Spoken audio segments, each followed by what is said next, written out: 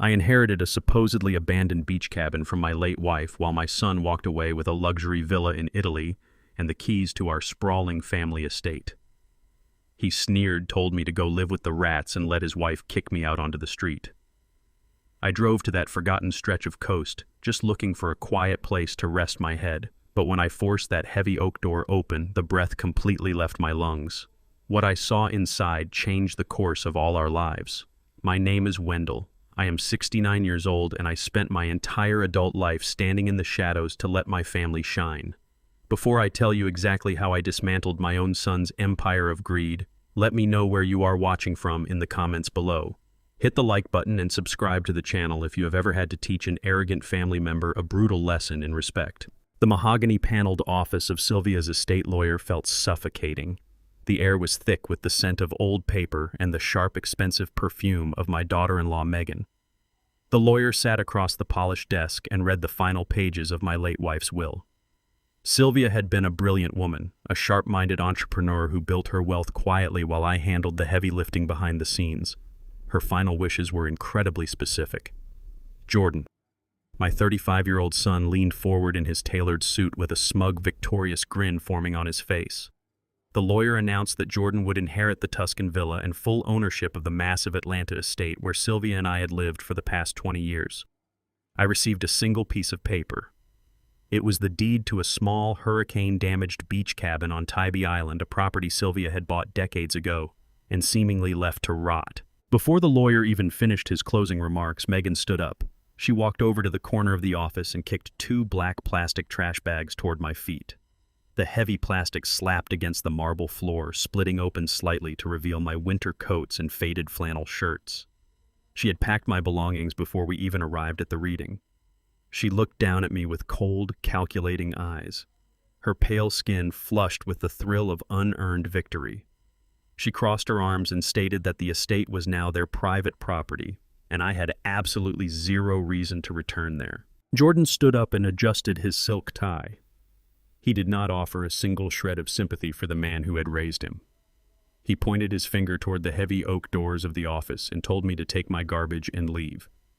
He laughed a cruel and hollow sound and suggested I go live with the rats in the Tybee Island ruin. I looked at the boy I had raised from an infant. The silence in the room stretched out heavy and absolute. I did not raise my voice or show my anger. I looked at the pristine fabric of his expensive suit and reminded him of the exact price paid for his arrogance. I told him about the decade I spent working 3 consecutive night shifts at the steel mill, inhaling toxic dust and destroying my knees so he could attend an Ivy League university without taking out a single loan. I reminded him that the very foundation of his current success was built on my broken back. Jordan scoffed, waving his hand dismissively in my face. He declared that my manual labor was just basic parenting, and his success was entirely due to his own unmatched intellect and corporate networking skills. Megan chimed in, her voice dripping with extreme condescension. She stated that men of my background always exaggerate their struggles and that Jordan had simply evolved past his blue-collar roots. She demanded I hand over the keys to the Atlanta house immediately. The sheer audacity of her prejudice wrapped in corporate politeness hung thickly in the air. I reached into my pocket, pulled out the heavy brass keys to the home I had maintained for 2 decades and dropped them onto the glass table. They clattered loudly against the surface. I did not argue further. Arguing with a fool only proves there are 2 fools in the room. I bent down and hoisted the 2 heavy trash bags over my shoulders. The physical weight was absolutely nothing compared to the crushing realization that my son was entirely consumed by greed. I walked out of the law office and stepped into the pouring rain. The cold water soaked through my jacket instantly, but I welcomed the chill. It kept my mind sharp and focused. I threw the bags into the bed of my rusted pickup truck, climbed into the driver's seat, and turned the ignition. The engine sputtered before roaring to life, a stark contrast to the silent hybrid luxury vehicles Jordan and Megan drove. I gripped the steering wheel and pulled out onto the highway heading south toward the Georgia coast. The drive was long and treacherous. The rain battered the windshield in relentless sheets. My windshield wipers worked furiously, swiping away the water just as fast as my mind processed the events of the afternoon. I thought about Sylvia. She was never a careless or foolish woman. She never made a single financial decision without calculating the outcome 10 steps in advance. Giving Jordan the European villa and the massive estate while leaving me a rotting shack defied all logic. Sylvia knew Jordan's ambition was boundless and dangerous. She knew Megan was a financial parasite attached to his fragile ego. As the miles disappeared beneath my tires, the sting of betrayal transformed into a cold, hard focus. A son's arrogance had attempted to erase a father's sacrifice, but I was not a man who simply faded away into the background. I was a survivor. The storm broke just as I reached the desolate coastal road of Tybee Island. The moon cut through the breaking clouds, casting long, eerie shadows across the overgrown landscape. The property was hidden behind a thick wall of untamed maritime forest. I parked the truck on the muddy shoulder and waded through the dense brush, carrying a heavy tire iron in my right hand. The cabin emerged from the darkness. From the outside, it looked exactly as Jordan had described.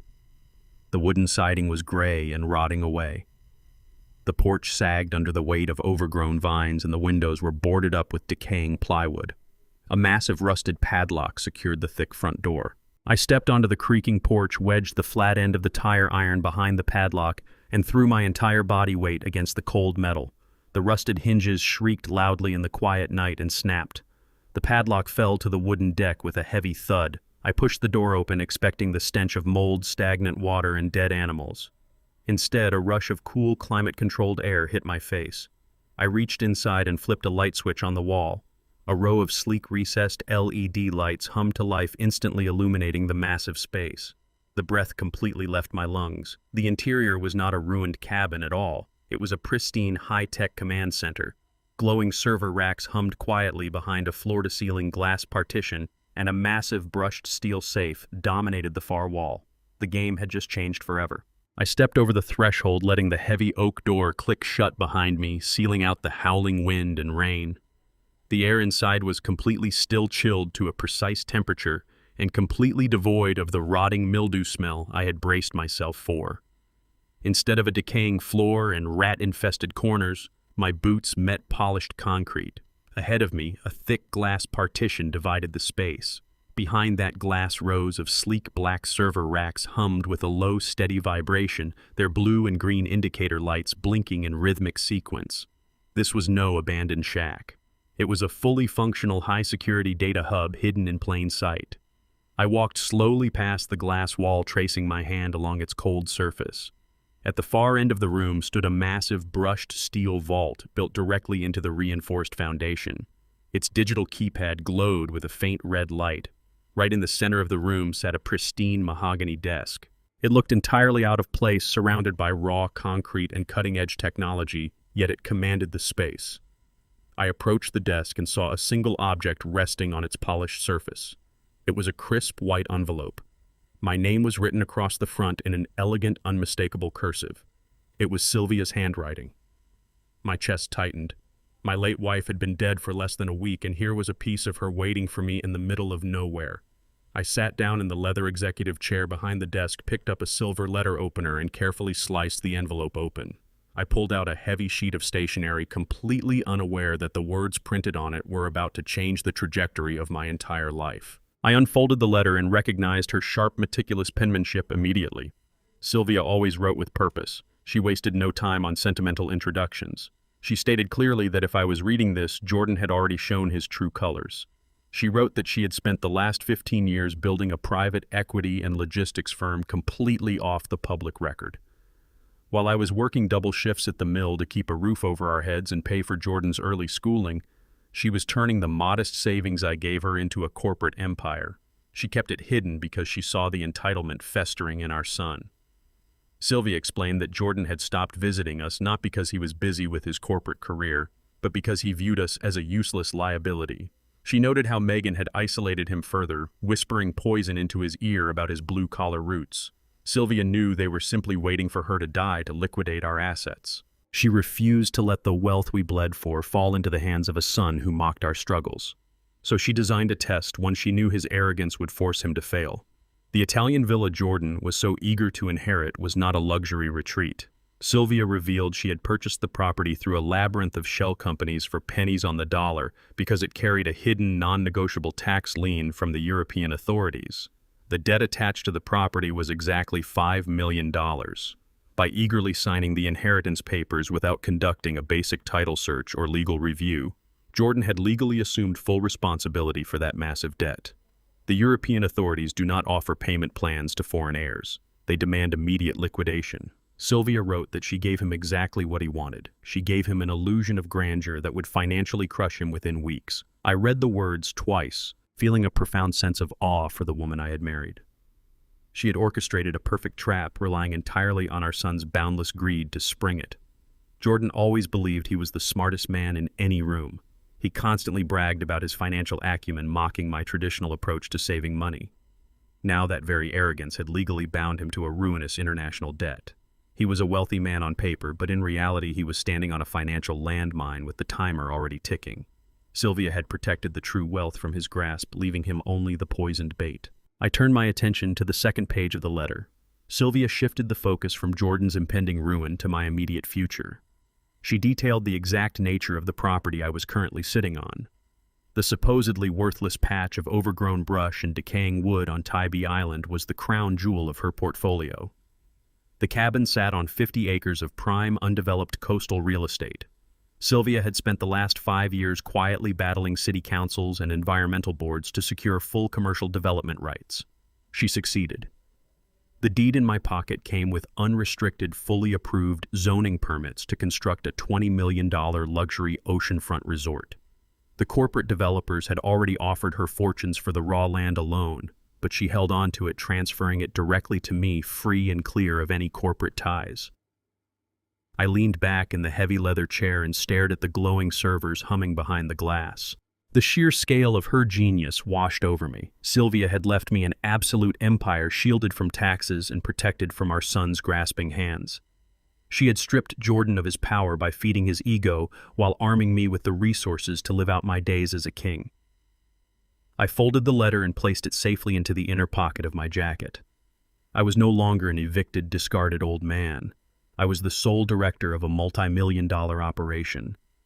I looked down at my worn hands, calloused from decades of hard labor. Those hands had built a life, and now they held the keys to a kingdom. I took a deep breath, letting the reality of my new position settle into my bones.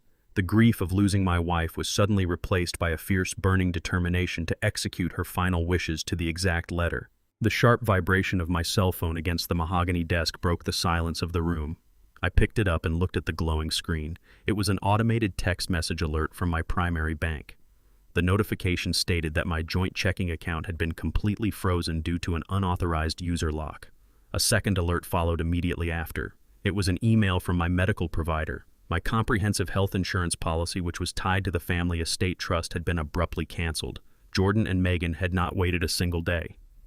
They were executing a coordinated financial starvation tactic designed to drain my meager personal funds and force me to come crawling back to them begging for scraps. They wanted me destitute, sick, and entirely dependent on their mercy. They believed cutting off a 69-year-old man from his pension and medical care would break my spirit. I locked my phone and slid it into my pocket. They had just made the biggest miscalculation of their lives. I stared at the massive steel vault on the wall. They thought they were dealing with a helpless victim. They had no idea they had just declared war on a man sitting inside a fortress holding all the ammunition. The hum of the servers filled the room. The blue and green lights reflected off the polished concrete floor, casting long, stark shadows across the mahogany desk. I stood motionless, letting the sheer magnitude of Sylvia's secret empire sink into my bones. The text message alert still burned in my mind. Jordan had frozen my joint checking account and canceled my medical insurance. My son and his wife believed they had cut my financial throat. They expected me to panic, to call them begging for access to my own pension, to surrender the last shreds of my dignity for a handful of dollars. I refused to give them that satisfaction. I walked past the glass partition and stopped in front of the massive brushed steel safe built directly into the foundation. I pulled Sylvia's letter from my jacket pocket and memorized the 6-digit code she had written at the bottom. The keypad beeped sharply with each number I entered. The heavy locking mechanism disengaged with a solid, echoing thud. I pulled the heavy door open. The interior of the safe was meticulously organized. Stacks of bundled cash sat on the top shelf, crisp $100 bills bound tightly in paper bands. Below the cash rested a row of encrypted external hard drives and several thick, leather-bound legal dossiers. Sylvia had left nothing to chance. She had prepared a complete arsenal for the war she knew would come. I reached for the cash, but my eyes were drawn to a specific black folder labeled with Megan's name. I took the folder and sat back down at the mahogany desk. I booted up the main computer terminal. The screen flared to life, displaying a secure login prompt. I entered the secondary password Sylvia had provided. The system unlocked, granting me access to the core financial records of her shadow corporation. I opened the digital file corresponding to the physical folder in my hand. What I saw made the blood run cold in my veins. The screen displayed a series of detailed bank transfers, all executed over the past 8 months. The money had been moved from Sylvia's private medical trust fund directly into a shell account controlled entirely by Megan. I scrolled down the ledger, the numbers adding up with sickening speed. $200,000 had been siphoned away. I cross-referenced the dates of the transfers. They aligned perfectly with the exact week Sylvia was confined to the hospice facility fighting the final stages of her illness. While I sat by my wife's bedside, holding her hand and listening to the steady beep of the heart monitor, my daughter-in-law was methodically draining the account designed to pay for her specialized care. A final document in the folder confirmed the destination of the stolen funds. Megan had used the embezzled medical money to purchase a luxury yacht registered under her maiden name.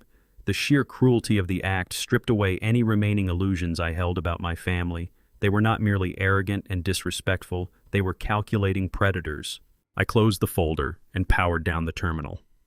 The time for contemplation was over. I grabbed a heavy canvas duffel bag from a supply closet near the server racks. I stacked the bundles of cash inside, filling the bottom of the bag. I added the encrypted hard drives and the legal dossiers containing the evidence of Megan's embezzlement. I zipped the bag shut and slung it over my shoulder. The weight felt grounding, a physical reminder of the power I now held. I walked out of the command center, locked the heavy oak door behind me, and snapped a new heavy-duty padlock onto the iron hasp. I threw the duffel bag into the passenger seat of my rusted pickup truck and climbed behind the wheel. The rain had finally stopped, leaving the coastal air sharp and clear. I turned the key, and the engine roared to life, a loud, defiant sound against the quiet marshland. I steered the truck back onto the highway, pointing it north toward the city. The dynamic of the conflict had shifted completely. I was no longer an old man scrambling to survive a sudden eviction. I was a man returning to secure his ground, armed with the resources to dismantle the thieves who had underestimated me. I drove through the night, formulating a strategy to systematically strip Jordan and Megan of the power they thought they possessed. The sun was just beginning to rise when I pulled into the parking lot of a quiet diner on the outskirts of the city. The neon sign buzzed faintly overhead. I walked inside, the bell above the door chiming sharply. Mitchell, Sylvia's fiercely loyal corporate attorney, sat in a corner booth. He was a sharp-featured man with eyes that missed nothing. He had managed Sylvia's legal affairs for 2 decades, navigating complex corporate battles with surgical precision. He saw me enter and gestured to the seat across from him. He did not offer empty condolences. He pushed a sleek black leather briefcase across the laminate table. I slid the briefcase toward me and rested my hand on the handle. Before I could open it, Mitchell leaned forward, his expression hardening. He informed me that the situation at the estate was rapidly escalating. He had just received an alert from the security monitoring company still active at the house. Jordan was not satisfied with freezing my accounts and canceling my insurance. He had just ordered a flatbed tow truck to the property. Mitchell looked me directly in the eyes. He stated that the tow truck was currently backing up to the driveway, preparing to seize and haul away my classic car. Mitchell slammed his foot on the accelerator of his sleek black sedan. We tore out of the diner parking lot, tires screeching against the wet pavement, and merged onto the interstate, heading straight toward the estate. The heavy overnight rain had finally cleared, leaving the morning asphalt slick and highly reflective under the rising Georgia sun. My jaw remained tightly clenched as I stared straight ahead. Mitchell drove with the practiced aggressive intensity of a man who treated traffic laws as mere suggestions during a corporate crisis. We navigated the dense morning commute with brutal efficiency, weaving between slower vehicles. I stared out the passenger window, calculating the exact distance to the highway on ramp where Mitchell's security alert indicated the tow truck was currently heading. We spotted the flashing amber lights just as we crested the concrete overpass. A heavy-duty flatbed tow truck was parked aggressively on the muddy shoulder of the entrance ramp. Pulled up directly behind it was Jordan's gleaming black luxury SUV, a vehicle he bought with Sylvia's money. I stepped out of Mitchell's car before it even came to a complete stop. My heavy boots hit the wet gravel with a solid thud. There, strapped securely to the metal bed of the tow truck, was my 1968 Ford Mustang. The vibrant cobalt blue paint caught the morning light, a stark and beautiful contrast to the dull gray of the industrial tow truck. Jordan stood leaning casually against the polished hood of his SUV. He was holding a steaming cup of artisan coffee, laughing loudly with the burly tow truck driver. He watched the driver ratchet down the thick nylon straps over the Mustang's custom wheels. He looked completely at ease, entirely pleased with his own capacity for cruelty. Jordan noticed my approach and let out a sharp, mocking chuckle. He took a slow sip of his coffee and told the driver to secure the load tightly because the previous owner had a habit of refusing to let things go. I walked right past my son and placed my hand on the cold steel of the Mustang's front fender. This car was not just a piece of machinery to me. It was the only tangible heirloom I possessed from my own father, a man who worked the Atlanta shipyards until his heart literally gave out from exhaustion. When Jordan was 8 years old, he and I spent 5 consecutive summers in our humid, cramped garage, restoring this exact vehicle. I taught him how to hold a heavy wrench, how to bleed the brake lines, and how to rebuild a carburetor from scratch. We sanded the thick rust from the chassis side by side, covered in grease and sweat. I wanted him to understand the profound value of creating something beautiful out of discarded metal. I wanted to build a bond with my son that could withstand the harsh pressures of the world. Now he stood on the shoulder of the highway, ordering a complete stranger to drag our shared history to a scrap auction lot. I turned to Jordan, keeping my voice dangerously low, and asked him exactly what he thought he was doing. Jordan rolled his eyes and casually tossed his half-empty coffee cup onto the wet grass, showing a blatant disregard for everything around him. He stated that he was cleaning up the visual pollution on his newly acquired estate. He explicitly called my father's car junk asset liquidation. He claimed the prestigious Estate Homeowners Association had strict rules against storing outdated trash in the driveway, and he was simply maintaining the multi-million-dollar property value. He spoke with the cold, clinical detachment of a corporate liquidator evaluating a bankrupt and useless warehouse. He told me that since I had failed to collect my garbage when I was rightfully evicted the previous night, he took the liberty of dispatching it to a local scrapyard. He pulled out a crisp leather wallet and offered to hand me a $20 bill for bus fare back to the rat-infested beach cabin on Tybee Island. The absolute disrespect radiated from him like heat from a blazing furnace. He genuinely believed that his freshly inherited real estate granted him absolute authority over my life and my precious memories. He clearly expected me to shout, to throw a punch, to give him a convenient reason to call the police and have me arrested for assault. I simply maintained my upright posture and looked at him with the cold, silent assessment of a seasoned military veteran facing a disorganized, foolish recruit. Mitchell stepped forward from the idling sedan, adjusting his tailored suit jacket with a calm, lethal grace. He held a thick manila folder securely in his left hand. The tow truck driver paused his work immediately, sensing the sudden dangerous shift in the atmosphere. He dropped his heavy metal ratchet strap and took a cautious step back from the flatbed. Mitchell introduced himself directly to the driver, clearly stating his name and his formidable credentials as a senior corporate litigator. Mitchell pulled a federal injunction from the folder and held it up in the morning light. He informed the driver that he was currently attempting to transport stolen corporate property across state lines. Jordan scoffed loudly, throwing his hands in the air, insisting the car belonged to his broke father, who formerly lived on his estate, making it abandoned personal property. Mitchell ignored Jordan entirely, refusing to even acknowledge his outburst. He handed the official legal document directly to the driver and pointed a steady finger to the vehicle identification number registered on the federal paperwork. Mitchell explained in a crystal-clear voice that the 1968 Ford Mustang was legally owned by Sylvia's Shadow Corporation, a multi-million-dollar entity over which WhenThe possessed absolute executive control. Jordan had absolutely zero legal right to authorize its removal, sale, or destruction. The tow truck driver read the official federal seal stamped on the injunction.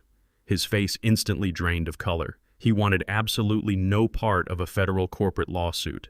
He immediately unhooked the heavy nylon straps and threw them hastily into the cab of his truck. He muttered a quick apology to Mitchell, completely ignoring Jordan's sudden frantic demands to finish the job and take the car. The driver lowered the hydraulic flatbed ramp, unhitched the Mustang, and scrambled into the driver's seat. He sped away down the highway, leaving Jordan standing entirely alone on the muddy shoulder. The smug satisfaction vanished from Jordan's face, replaced by a profound, paralyzing humiliation.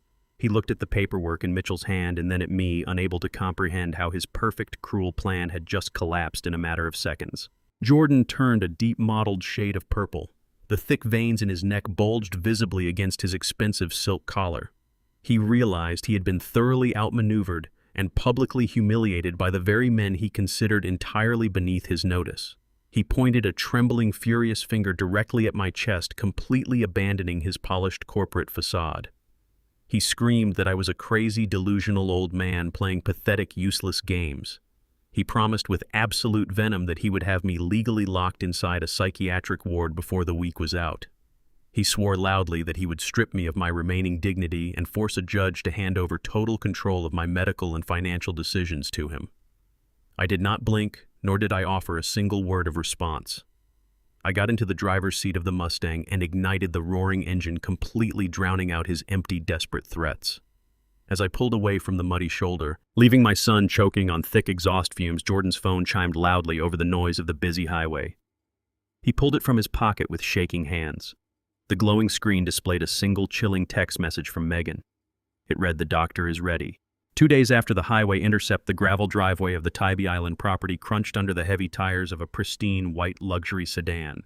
The salt-heavy sea breeze immediately whipped around the vehicle as the doors opened. Megan stepped out wearing a sharp designer suit completely unsuited for the humid coastal climate. Beside her emerged a man in his late 40s, impeccably groomed, carrying an expensive leather briefcase. He had the polished, practiced smile of a high-end medical mercenary. I watched them approach from the shadow of the front porch. Megan marched up the wooden steps and demanded immediate entry to the cabin. She claimed she was conducting a mandatory wellness check on behalf of the family.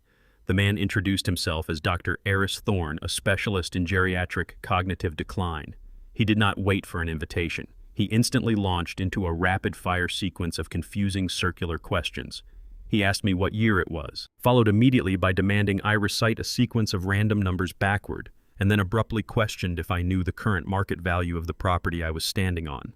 His tone was intentionally aggressive, designed to induce panic and hesitation. He was verbally backing me into a corner, hoping I would stutter or lose my temper. Every slight pause or defensive response would be meticulously documented in his leather-bound notebook as undeniable proof of advancing dementia. They intended to build a fabricated medical profile right on my front porch, paving the way for a court-ordered conservatorship. I stood perfectly still, letting his invasive questions hang in the thick morning air. I did not invite them inside. I simply crossed my arms and watched them play their desperate game. I stepped forward, effectively blocking the heavy oak door. I offered them the use of the porch chairs, but my posture made it explicitly clear they would not take a single step inside the command center. Megan's false veneer of concern evaporated instantly. Her patience snapped. She stepped in front of the doctor and unleashed a tirade of aggressive, degrading accusations. She stated that there was absolutely no logical way a retired steel mill worker could possibly comprehend the complexities of Sylvia's estate. Her voice dripped with deep-seated prejudice, revealing the ugly truth she had always harbored behind her corporate smile. She openly mocked my heritage and my blue-collar history, loudly declaring that a man born into poverty who spent his life sweating in factories lacked the genetic and intellectual capacity to manage complex financial assets. She insisted my mind was clearly fracturing under the pressure of unearned wealth. This was the same woman who had smiled at my dining table for years, silently judging every meal I cooked and every story I told. She viewed me not as a father-in-law, but as an uneducated laborer who had somehow managed to marry above his station. Sylvia and I had laughed about this exact prejudice decades ago. When Sylvia first established her shadow corporation, she purposefully registered me as the primary executor because she knew my background provided the perfect camouflage. No one, especially not a superficial social climber like Megan, would ever suspect the quiet working-class husband of holding the keys to a multi-million-dollar empire. My silence was never a sign of ignorance. It was a tactical advantage. Megan continued her vicious rant, demanding I surrender the property deed to her and the doctor immediately to avoid a humiliating public trial. She claimed the court would take one look at my work history and rule in her favor without a second thought. She pointed a manicured finger at my chest, threatening to lock me in a sterile ward, where I would spend my final days heavily medicated and entirely forgotten.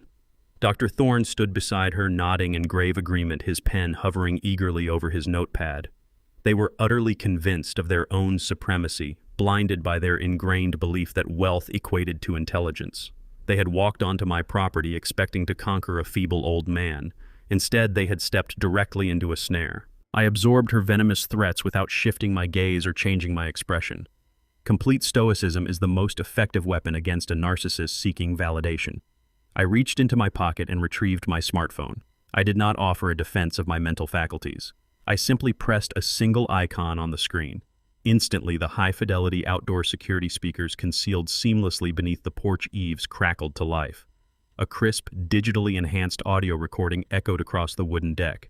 It was Megan's voice speaking in hushed, urgent tones. The recording had captured a conversation from exactly 5 minutes earlier taking place right next to her white sedan in the driveway.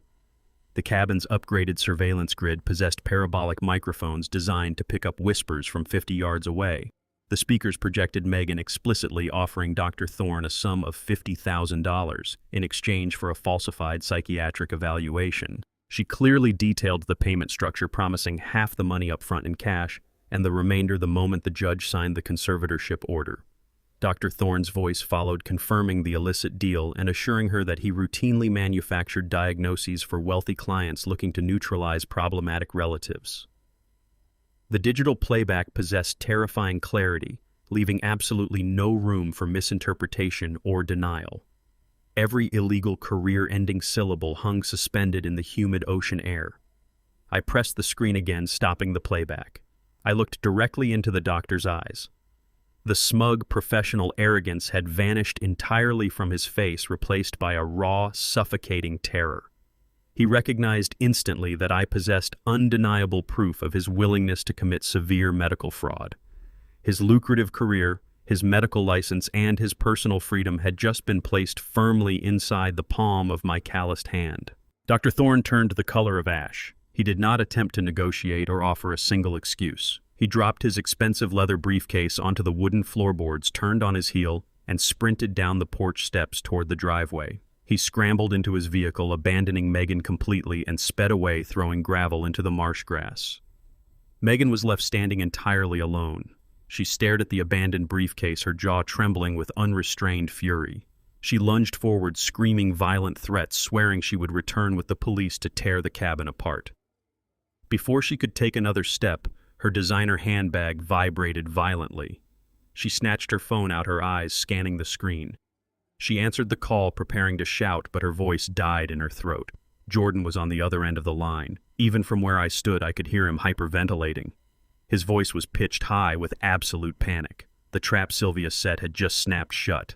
Jordan screamed through the speaker that the Italian tax authority had officially acted on the hidden lien.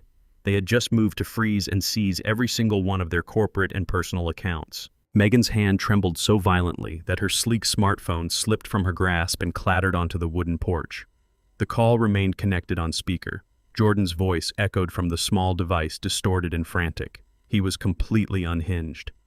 The Italian tax authority had not just frozen their corporate accounts, they had initiated an immediate seizure protocol on the domestic estate to satisfy the preliminary penalties.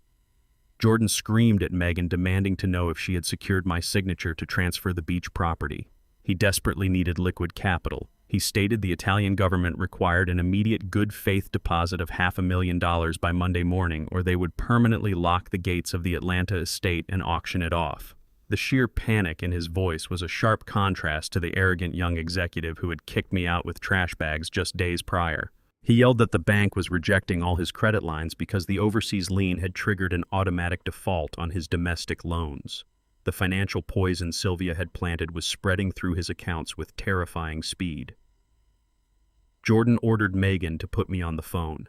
I stepped forward and looked down at the device. I did not offer a greeting. Jordan's voice hitched the moment he realized I was listening.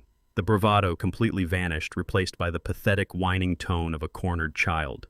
He demanded I put the Tybee Island property on the market immediately. He insisted it was my duty as his father to bail him out of this temporary cash flow issue. He promised to pay me back with interest once the estate was clear.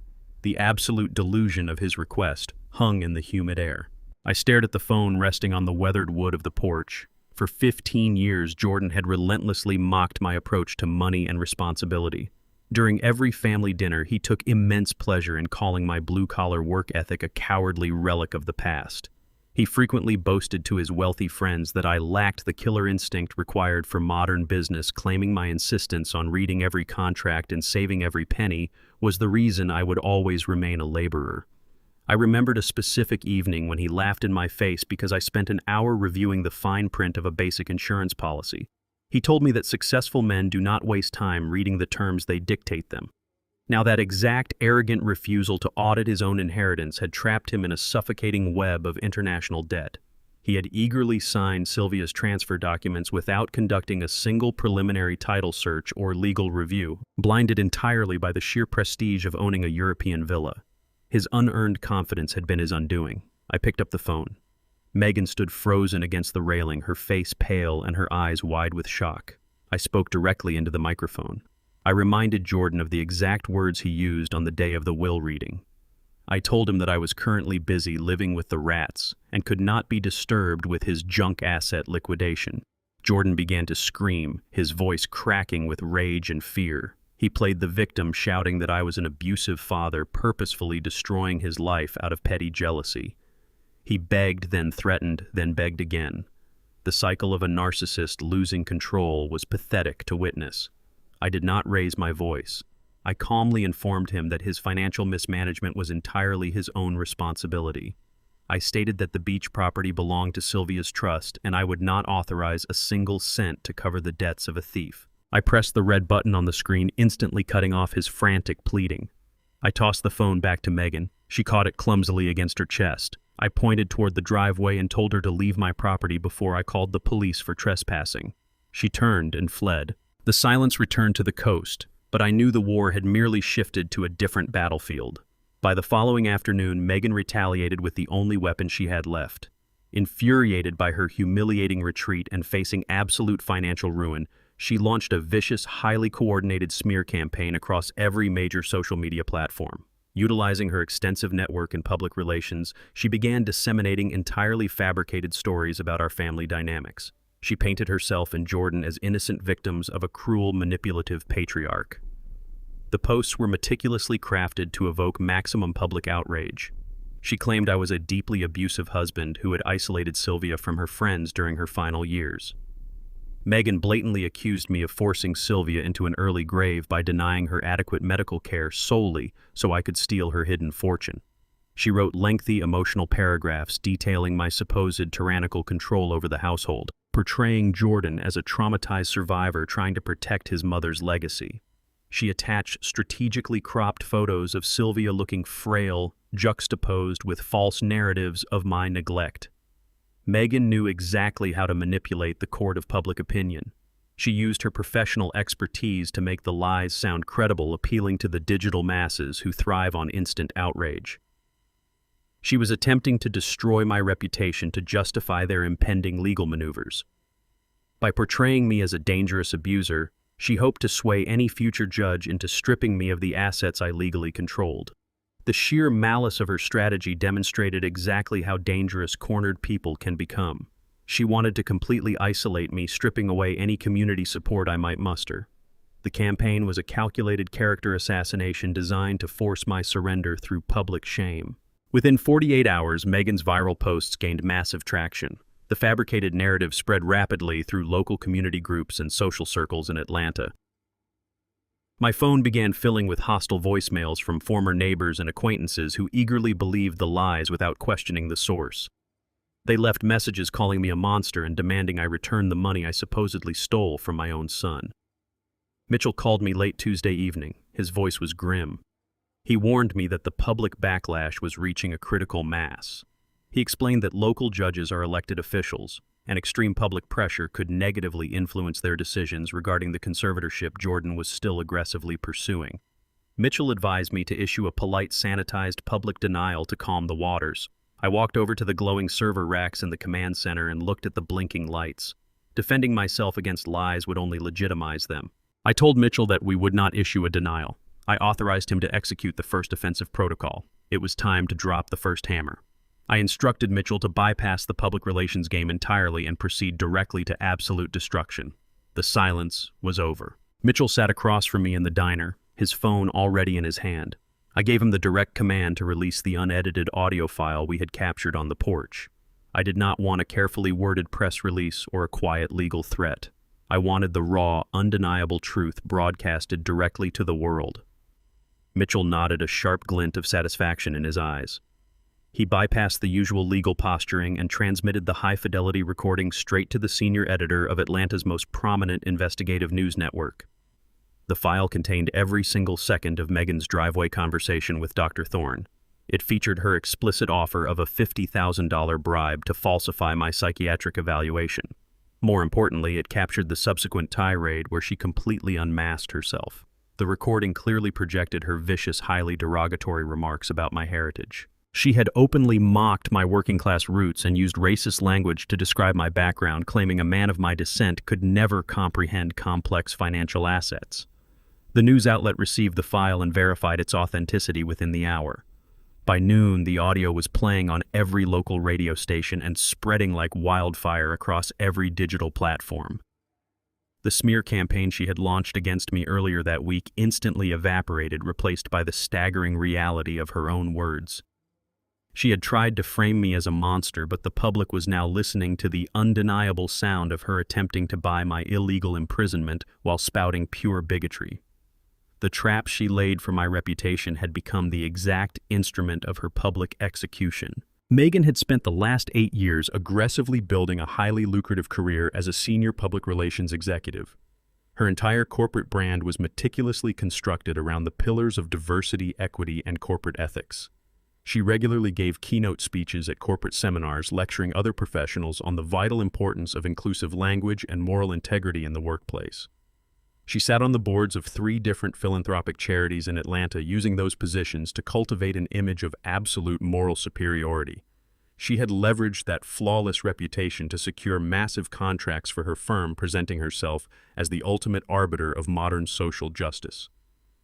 Sylvia had always recognized the hollow nature of Megan's activism. My late wife often remarked that Megan wore her ethics like a cheap suit, easily discarded the moment real money was involved. Sylvia refused to let Megan near our corporate assets for this exact reason. The released audio instantly and violently shattered that carefully crafted persona. The hypocrisy was absolute and entirely indefensible. The public heard the stark, jarring contrast between her polished corporate speeches and the venomous, racist reality of her private thoughts. There was no room for misinterpretation or context. She had offered a massive bribe to commit medical fraud and used slurs to degrade her own father-in-law in the exact same breath. The digital masses, the same people she had successfully manipulated to attack me just days prior, turned their collective rage directly onto her. Megan had used her platform to publicly shame corporate rivals for minor infractions, destroying careers to elevate her own status. Now the unforgiving spotlight she had weaponized against others was focused entirely on her. Social media platforms exploded with demands for her immediate termination. Activists and former colleagues shared the audio clip thousands of times, dissecting her blatant bigotry and absolute lack of ethics. News anchors replayed her keynote speeches side by side with the driveway recording, highlighting the staggering depth of her deception. She had built her entire life on a foundation of hollow virtue signaling, and I had just removed the cornerstone. She was being exposed not just as a liar and a fraud, but as a malicious predator willing to destroy an innocent man for financial gain. The carefully constructed fortress of her elite social standing was burning to the ground, and she had provided the match. The corporate fallout was swift and merciless. Megan's employer, a multinational public relations firm desperate to distance themselves from the catastrophic scandal, terminated her contract within 3 hours of the audio going live. They issued a scathing public statement condemning her actions and explicitly severing all professional ties. Her elite social circle abandoned her immediately. The board members of the charities she championed publicly demanded her resignation by the end of the day. Her phone, once filled with invitations to exclusive galas, went entirely dead. She was a total pariah. Jordan watched his wife's reputation disintegrate, realizing that their vicious smear campaign had backfired with devastating precision. They had tried to push me into a corner, but I had dragged them into the unforgiving light. Jordan had no time to console his ruined wife because his own crisis was rapidly approaching critical mass. The Italian tax authority was not bluffing. The financial pressure mounted by the hour as the European lien triggered a cascade of automated freezes across all his domestic assets. His creditors in Atlanta panicked upon seeing the international seizure orders and began calling in his personal loans. His credit cards were declined. The Italian government initiated the formal process to auction the Tuscan villa, but the resulting deficit still carried over to his domestic holdings. The massive Atlanta estate, the very property he had kicked me out of, was now actively targeted by the bank for immediate foreclosure. He needed $500,000 in liquid cash just to halt the seizure proceedings, but his accounts were locked tight. His pristine, wealthy life was collapsing around him in real time. He was drowning in a sea of debt that he had eagerly signed up for, blinded by his own unmatched arrogance. Cornered bankrupt and absolutely desperate, Jordan finally crossed the line of legality. His corporate maneuvering had failed. His psychological ambushes had been dismantled. His wife's reputation was completely destroyed. The cold reality of impending poverty stripped away his civilized facade. He realized the legal system would no longer save him, so he turned to the criminal underground. Through a network of shady contractors he used for off-the-books estate maintenance, Jordan made contact with a group of violent, unregistered debt collectors. These were not men who negotiated with lawyers. They were men who extracted results through brute physical force. Jordan liquidated the last hidden remnants of his emergency cash to pay them a steep upfront fee.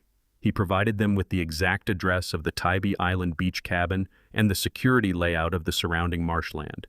He gave them one simple, brutal directive. They were to visit the cabin in the dead of night, find the old man, and extract the physical property deed by any means necessary. The corporate game was over. The physical violence was about to begin.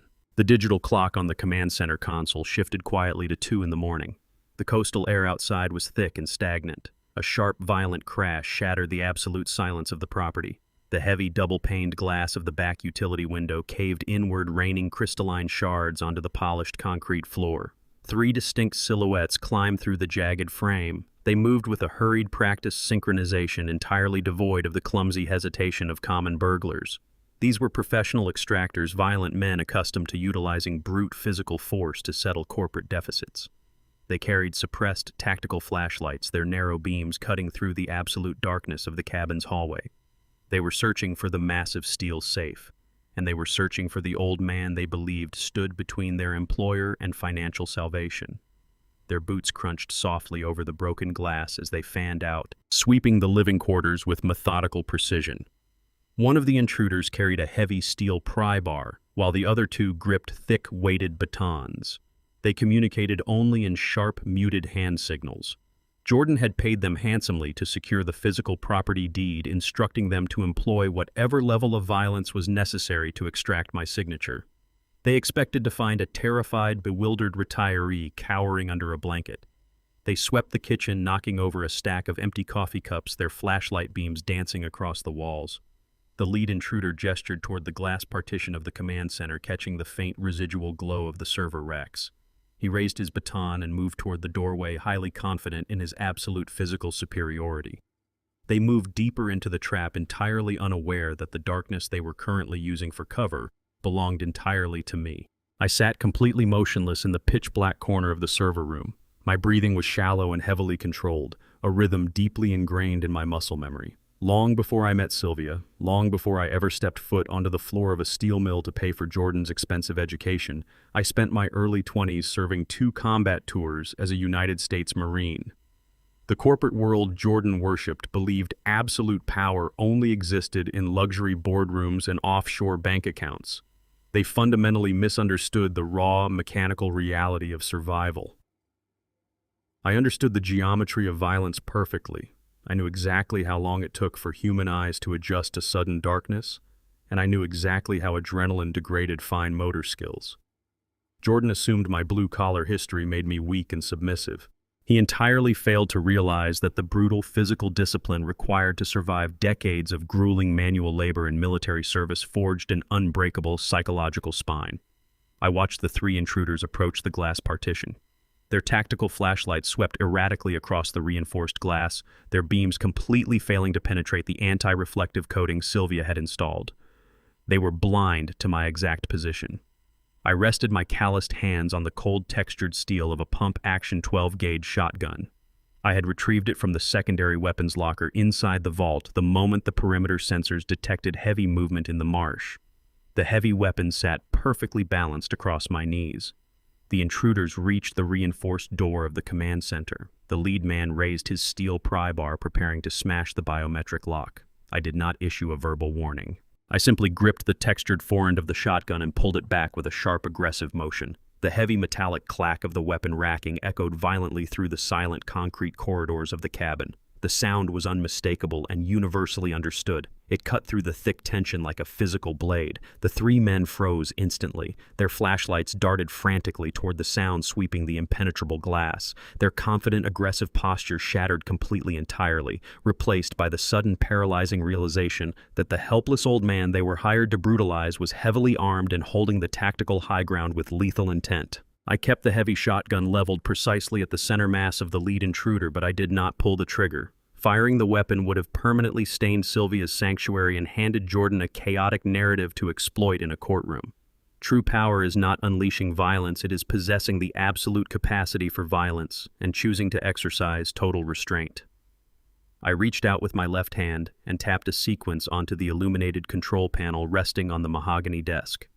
I triggered the cabin's emergency lockdown protocol. A deafening mechanical grinding noise erupted from the ceiling directly above them. Solid steel security shutters disengaged from their hidden housings and crashed downward with tremendous velocity. They slammed over every single exterior window and door, simultaneously sealing the cabin shut with a ringing metallic finality. The intruders spun around in absolute panic. The lead man rushed back toward the shattered utility window, but a thick slab of reinforced steel now completely blocked his exit. They swung their heavy batons against the impenetrable barriers, the dull impacts completely useless against the military-grade hardware. They were entirely trapped inside the main living room, locked inside a reinforced cage designed to withstand a Category 5 hurricane. I picked up the desk phone and dialed the local emergency dispatch. I calmly requested an immediate tactical response, citing 3 armed intruders secured inside my residence. I hung up the phone and pressed the final button on the control panel. The high-intensity interior floodlights flared to life at maximum brightness. The blinding clinical white light completely saturated the living room, stripping away every single shadow. The 3 men dropped their flashlights and shielded their eyes, utterly neutralized without a single shot being fired in anger. Heavy patrol cruisers swarmed the muddy driveway less than 10 minutes later. Red and blue emergency lights washed violently against the steel shutters of the cabin. I disengaged the front security barrier and stepped aside, allowing a heavily armed tactical unit to breach the living room. The intruders offered absolutely zero resistance. They dropped to the polished concrete floor, tossing their weapons away as the officers rapidly secured them in heavy steel handcuffs. They were dragged out into the humid night air, entirely broken and humiliated. By dawn, the local precinct detective called my secure line. He informed me that the professional extractors were facing decades in state prison for armed home invasion. Facing the total destruction of their own lives, the men immediately abandoned their loyalty. They fiercely negotiated a plea deal, eagerly trading their wealthy employer for immediate prosecutorial leniency. They handed the detectives the recorded phone calls, the encrypted wire transfers, and the exact digital communication logs proving who had orchestrated the attack. They named Jordan on official police records as the absolute mastermind behind the violent breach. Within the hour, a judge reviewed the undeniable evidence. A federal felony arrest warrant was officially issued for my son. The federal arrest warrant moved through the Atlanta judicial system with lethal efficiency. Less than 2 hours after the sun rose over the Georgia coast, a convoy of unmarked federal vehicles and heavily armed local police cruisers swarmed the wrought iron gates of the multi-million-dollar estate. The flashing red and blue lights illuminated the pristine, manicured lawns, casting long, frantic shadows against the towering marble columns. Inside the grand foyer, Jordan watched the perimeter security cameras with mounting horror. The sheer magnitude of his miscalculation finally crushed his arrogant delusions. He did not possess the courage to face the consequences of his actions. As tactical units breached the heavy mahogany front doors with a deafening crash, Jordan abandoned his wife, his dignity, and his crumbling empire. He slipped through the expansive glass doors of the conservatory and vanished into the dense forested back garden, fleeing like a common thief in expensive leather shoes. Megan stood paralyzed in the center of the living room, surrounded by federal agents systematically seizing documents and freezing assets. The absolute reality of imminent poverty hit her with physical force. Her husband was a fugitive. Her bank accounts were totally inaccessible. Her carefully curated social standing was entirely eradicated in an instant. The luxurious fortress she had fought so ruthlessly to control had become an active federal crime scene. She realized instantly that her only remaining path to survival lay in the hands of the man she had viciously mocked just days prior. Driven by cold, unadulterated self-preservation, she evaded the press barricade surrounding the estate, commandeered her panicked assistance vehicle, and drove frantically toward the coast. She arrived at the Tybee Island cabin just as the afternoon storms began to roll in off the Atlantic. She did not approach the porch with her usual demanding stride. She walked up the wooden steps with the desperate, calculated hesitation of a cornered predator seeking a lifeline. I opened the heavy oak door before she could even raise her hand to knock. Megan stood on the threshold, drenched by the sudden coastal rain, her designer clothing clinging awkwardly to her shivering frame. The polished, superior executive had been entirely stripped away. I stepped back, allowing her into the warm interior of the cabin. She moved directly into the center of the living room, her eyes darting nervously toward the reinforced steel shutters that still rested securely above the windows. She did not offer an apology for the violent invasion she had undoubtedly helped orchestrate. Instead, she immediately launched into a frantic transactional negotiation. Megan offered to serve as a primary witness for the federal prosecution. She promised to testify unequivocally against Jordan, detailing his exact involvement in the midnight breach and his extensive corporate embezzlement. She paced across the polished concrete floor, her voice sharp and relentless. She viewed her marriage as a failed corporate merger and was now aggressively negotiating her severance package. She openly admitted that she never respected Jordan. She married him solely because she recognized him as a profoundly weak man positioned adjacent to immense, unguarded wealth. During their engagement, she had meticulously studied Sylvia's financial holdings, convinced that navigating a self-made millionaire's estate would be a simple acquisition. She assumed Sylvia's working-class husband would be an uneducated pushover, a minor logistical hurdle to be easily cleared once the matriarch passed. She explicitly called Jordan a useful idiot, a stepping stone she intended to discard the moment she secured full executive control of the trust. Her absolute lack of basic human empathy was staggering, yet entirely consistent with her character. Megan stopped pacing and placed her wet hands firmly on the edge of my mahogany desk. She leaned forward and stated her final terms. She demanded exactly $1 million in untraceable offshore funds. In exchange for this liquid capital, she would personally deliver Jordan directly to the authorities. She claimed she knew his primary escape routes, his secondary safe houses, and the exact burner phone number he was currently using to evade the federal manhunt. She framed the extortion not as a betrayal of her husband, but as a highly valuable corporate intelligence exchange. She looked at me with desperate, greedy eyes, entirely convinced that my desire for vengeance would blind me to her staggering audacity. I maintained my absolute stoicism. I did not react to her extortion or her vile assessment of my family dynamics. I simply opened the top drawer of the mahogany desk and retrieved a crisp, multi-page legal document. I slid the thick stack of paper across the smooth wooden surface alongside a heavy silver fountain pen. I informed Megan that it was a comprehensive settlement contract. I stated that the document guaranteed her immediate financial immunity and authorized the transfer of the requested funds upon the successful apprehension of her husband. Her eyes widened with hungry, desperate relief. The sheer arrogance of her nature blinded her to the obvious tactical vulnerability of the situation. She snatched the silver pen and flipped rapidly to the final page, her hand shaking as she eagerly signed her name on the dotted line. To guarantee her leverage, she immediately began volunteering highly specific, incriminating details. She wanted to prove the absolute value of her testimony before the ink even dried.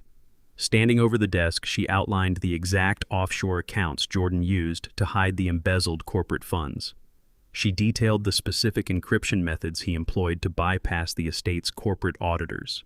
She even provided the names of the violent debt collectors Jordan had hired, confirming her direct knowledge and complicity in the armed home invasion. She poured out every single element of their shared criminal enterprise with eager, vindictive satisfaction. She completely failed to notice the subtle red blinking light embedded directly into the base of the desk lamp. The high-fidelity digital microphone directly wired into the cabin's secure server rack captured every single syllable of her extensive, unsolicited confession in crystal-clear audio. I reached across the desk and calmly pulled the signed document away from her fingertips.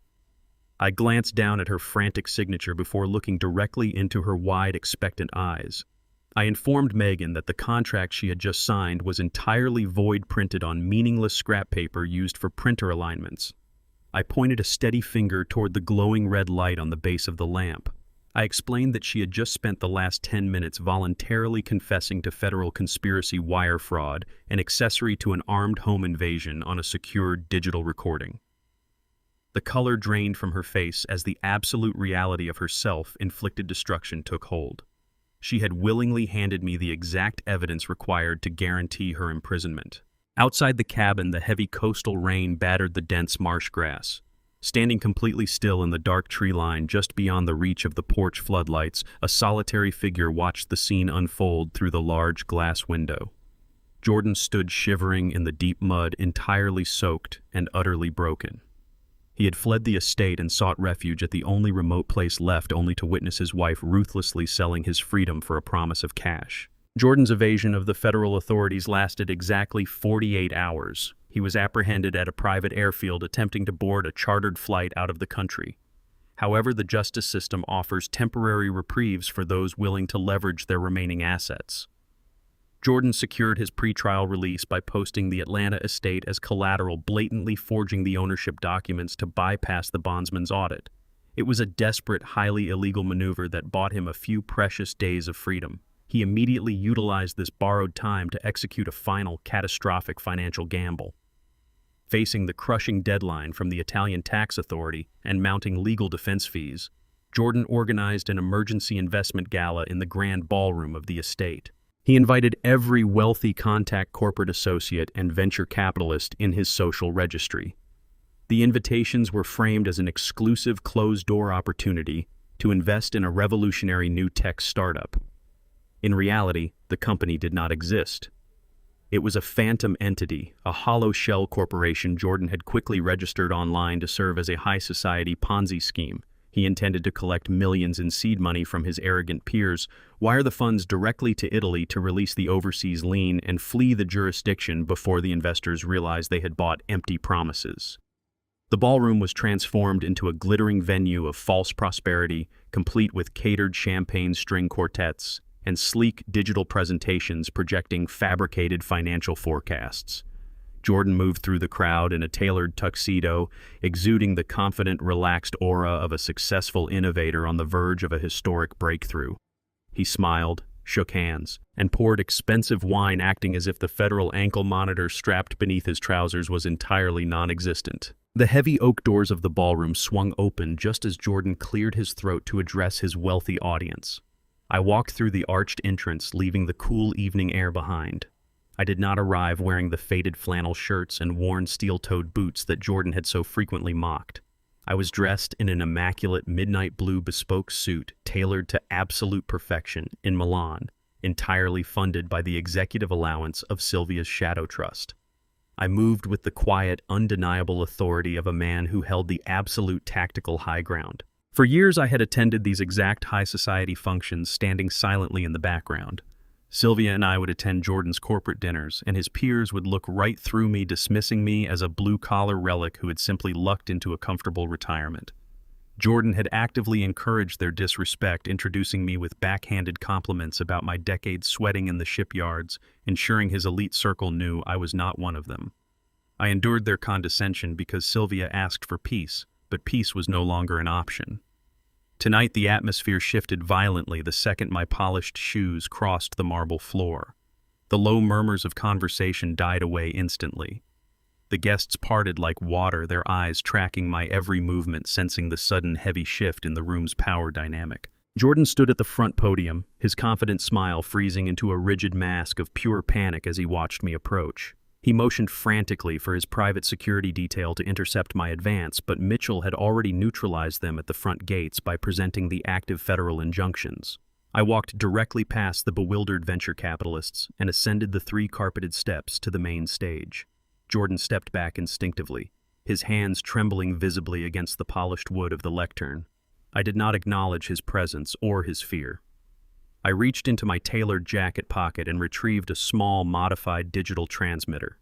I plugged it directly into the central audio console, instantly overriding the ballroom's sophisticated sound system. The sleek, fabricated digital presentation Jordan had been projecting onto the massive screens behind him vanished, entirely replaced by the stark, undeniable seal of the federal prosecutor's office. I adjusted the microphone and looked out over the sea of wealthy, expectant faces. I stated clearly that the revolutionary startup they were about to fund was nothing more than a desperate Ponzi scheme designed to pay off a massive international tax deficit. I pressed a button on the transmitter. The ballroom's surround sound system erupted with the crisp, unmistakable audio recording I had captured at the beach cabin. It was Megan's voice echoing off the high ceilings with crystal clarity. The guests stood in stunned silence as they listened to her explicitly sell out her husband to save herself. They heard her demand $1 million to deliver Jordan to the authorities. They heard her detail the exact locations of Jordan's offshore accounts, the names of the violent debt collectors he hired, and her explicit confirmation of his massive corporate embezzlement. The recording laid bare the absolute rot at the core of their marriage and their finances. As the audio played, I projected a series of heavily redacted but unmistakable federal indictments onto the massive screens. The documents clearly displayed Jordan's name, outlining charges of wire fraud, grand larceny, and conspiracy. I explained to the silent room that every dollar they transferred to Jordan tonight would be instantly seized by the Italian government by Monday morning.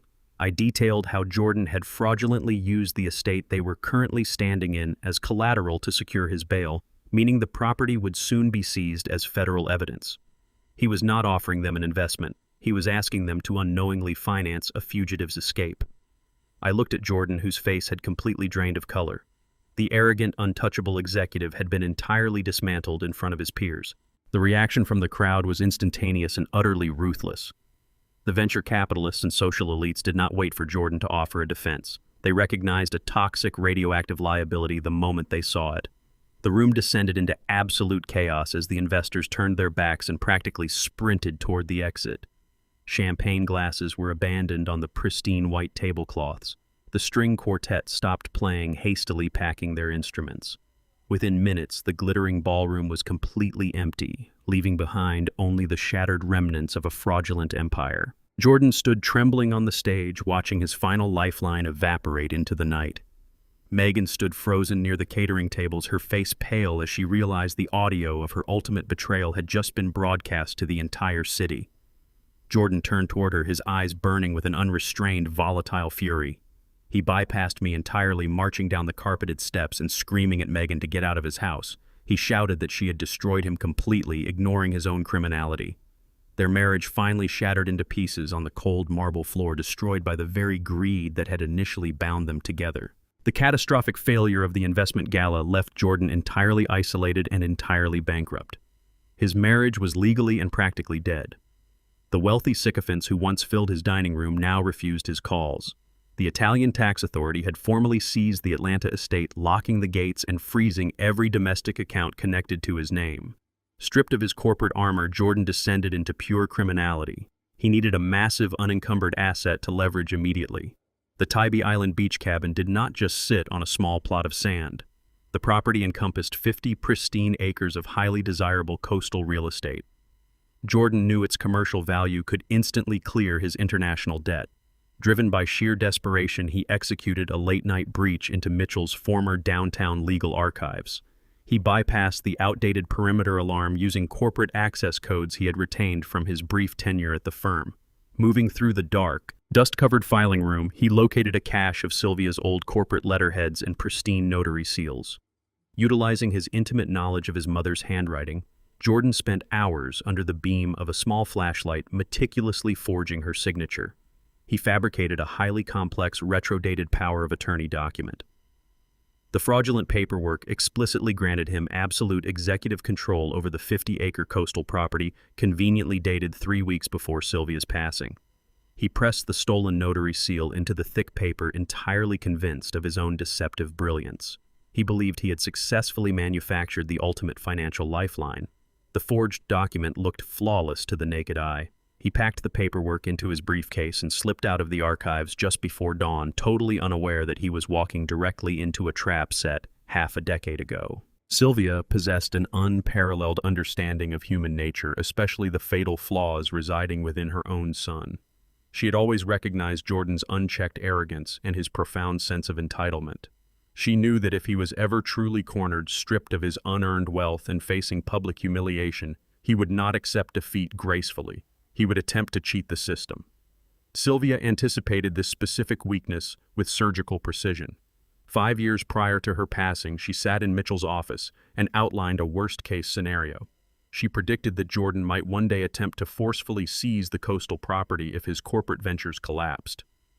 To neutralize this exact threat, Sylvia and Mitchell established a highly classified digital signature alert system directly integrated with the federal banking registry and the state's property transfer database. They embedded a proprietary microscopic watermark into all genuine estate documents and registered Sylvia's authentic signature through a secure biometric blockchain. Any document bearing her name that lacked this encrypted digital fingerprint would instantly trigger an automated federal fraud alert. Jordan remained entirely ignorant of this sophisticated financial architecture. He drove to the central branch of the state bank the following morning wearing a freshly pressed suit projecting the absolute confidence of a legitimate heir. He walked past the marble columns and demanded an immediate meeting with the senior branch manager. He sat in the plush leather chair, opened his briefcase, and slid the forged power of attorney across the polished mahogany desk. He spoke with a practiced, authoritative tone, claiming he had recently uncovered the document in his mother's private safe. He aggressively demanded the immediate transfer of the 50-acre property deed into his personal holding company, citing a time-sensitive real estate development deal. He leaned back, crossed his legs, and smiled. He firmly believed his elite pedigree and aggressive corporate posturing would intimidate the bank manager into bypassing standard verification protocols. Jordan viewed the bank employee as nothing more than a minor clerical hurdle. He had completely convinced himself that his fraudulent masterpiece was the key to reclaiming his stolen empire. He sat in the quiet office, anticipating victory, blind to the invisible tripwire he had just confidently detonated. The senior bank manager adjusted his glasses and examined the heavy paper. He maintained a polite, deferential smile as he ran his fingers over the forged notary seal. He commended Jordan on discovering such a vital document and requested a brief moment to scan the power of attorney into the bank's central mainframe for standard archival purposes. Jordan nodded magnanimously, checking his gold watch, eager to finalize the transaction.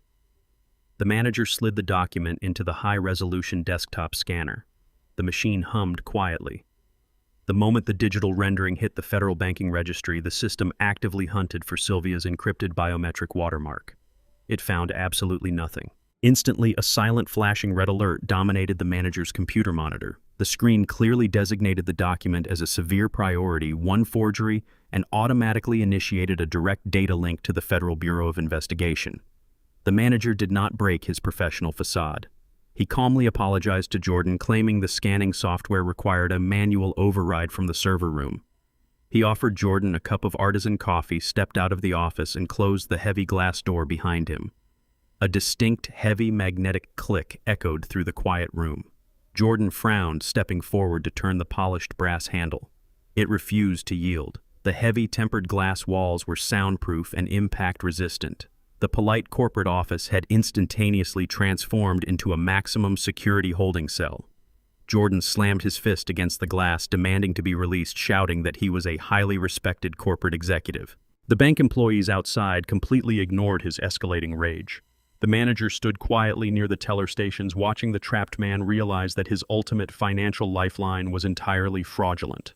Within 15 minutes, 4 federal agents strode through the bank's double doors. They bypassed the lobby and unlocked the manager's office. Jordan was immediately pushed against the mahogany desk and placed in heavy steel handcuffs. The lead agent formally detained him for massive financial fraud, identity theft, and attempting to defraud a federally insured institution. Jordan was dragged out of the building in broad daylight, humiliated in front of the city's financial elite. He spent the night in a concrete federal holding cell. By morning, operating purely on survival instinct, Jordan managed to post a highly sketchy bond. He utilized a shadowy underground guarantor, leveraging the absolute last fragments of his black market credibility to walk out of the precinct. He breathed the humid morning air, believing he had narrowly escaped total incarceration. He hailed a taxi to return to a cheap motel, his mind already racing to formulate a new scheme. As the vehicle pulled up to the curb, Jordan noticed 3 men waiting near the entrance. They were not local police.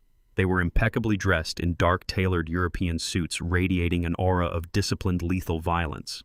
The Italian tax authority had not just sent paperwork, they had sent their collectors. Mitchell's network of private investigators maintained constant surveillance on Jordan the moment he posted his fraudulent bond. Through their encrypted updates, I learned exactly what transpired outside his cheap motel. Jordan froze on the cracked pavement, his survival instinct screaming as he locked eyes with 3 men waiting by the entrance. They wore tailored suits that failed to conceal the heavy, muscular bulk of their frames. They moved with a silent, predatory synchronization that immediately distinguished them from the bureaucratic agents of the American justice system. The Italian tax seizure that had frozen Jordan's corporate accounts was merely a loud administrative smokescreen. It was a bureaucratic distraction masking a much darker, significantly more lethal reality. The sprawling Tuscan villa Sylvia had bequeathed to him was not a serene European getaway. It was a highly toxic asset, intentionally heavily mortgaged to a notoriously violent European crime syndicate by its previous bankrupt owners. Sylvia had acquired the property years ago, fully aware of its lethal attachments.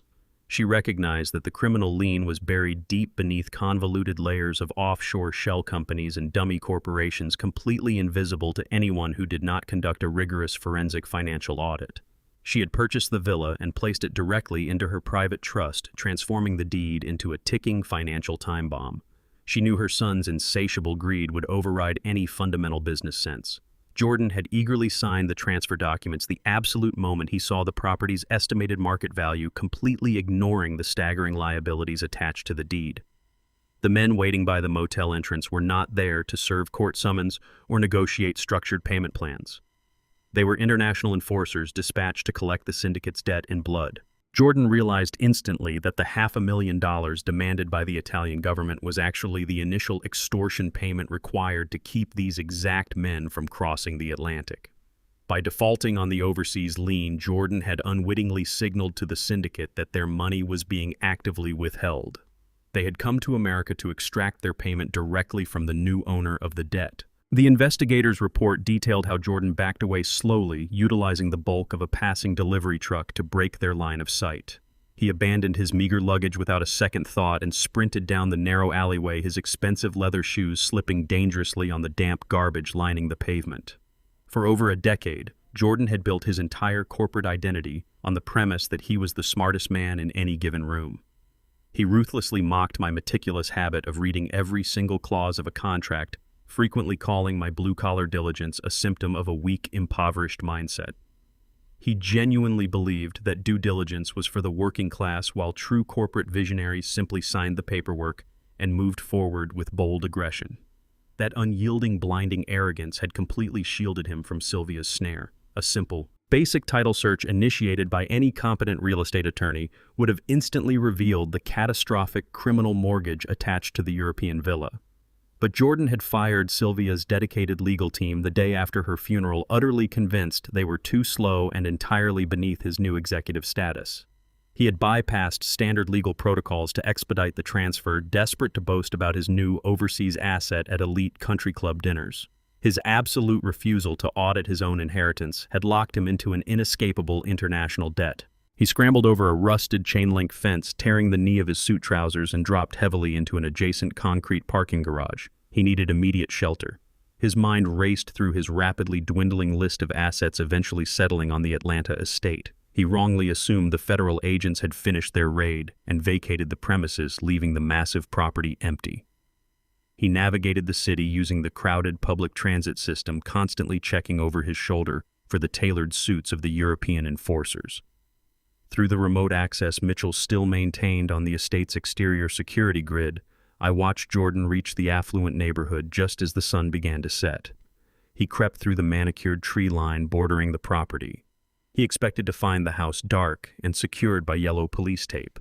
Instead, the camera feeds showed a fleet of heavy, matte black SUVs idling aggressively in his circular driveway. The syndicate had not just found his cheap motel. They had systematically located every single piece of real estate registered to his name. The enforcers were not waiting for the American justice system to process the foreclosure. They were actively seizing his estate with ruthless, terrifying efficiency. The high-definition security cameras captured Jordan crouching behind a thick row of decorative hedges, his breath catching painfully in his throat as he watched the scene unfold. The foreign enforcers did not bother picking the locks or presenting legal warrants. They simply kicked the heavy mahogany front doors completely off their reinforced hinges, shattering the massive wooden frame with devastating coordinated force. A dozen men flooded into the grand foyer, moving with the practiced speed of professional liquidators. They were actively stripping the multi-million-dollar house of every easily movable asset to satisfy the syndicate's outstanding debt. The exterior feeds showed men carrying out Sylvia's priceless modern art collection, tossing the delicate canvases carelessly into the back of the waiting SUVs. Others emerged carrying heavy antique silver imported silk rugs and the contents of Jordan's personal office safe. They were dismantling his entire life right in front of his eyes. He realized they would eventually sweep the expansive grounds and search the secondary structures. If they found him hiding in the garden, they would beat the remaining balance out of him with their bare hands. I watched him abandon his ruined kingdom, crawling through the damp earth toward the detached service garage near the rear exit. The federal agents had confiscated his luxury sports cars earlier that morning, but he knew the estate manager kept an old, unmarked utility sedan parked in the back corner for running mundane errands. Jordan smashed the driver's side window with a heavy landscaping rock, unlocked the door, and slipped behind the wheel. He violently hot-wired the ignition, relying on a desperate skill he had picked up in his rebellious youth long before Sylvia's wealth had insulated him from the real world. The engine roared to life with a rough sputter. He threw the car into gear and smashed through the rear wooden service gate, fleeing into the dark suburban streets. Jordan drove frantically south on the interstate, his hands gripping the steering wheel so tightly his knuckles turned stark white. His heart hammered against his ribs like a trapped bird.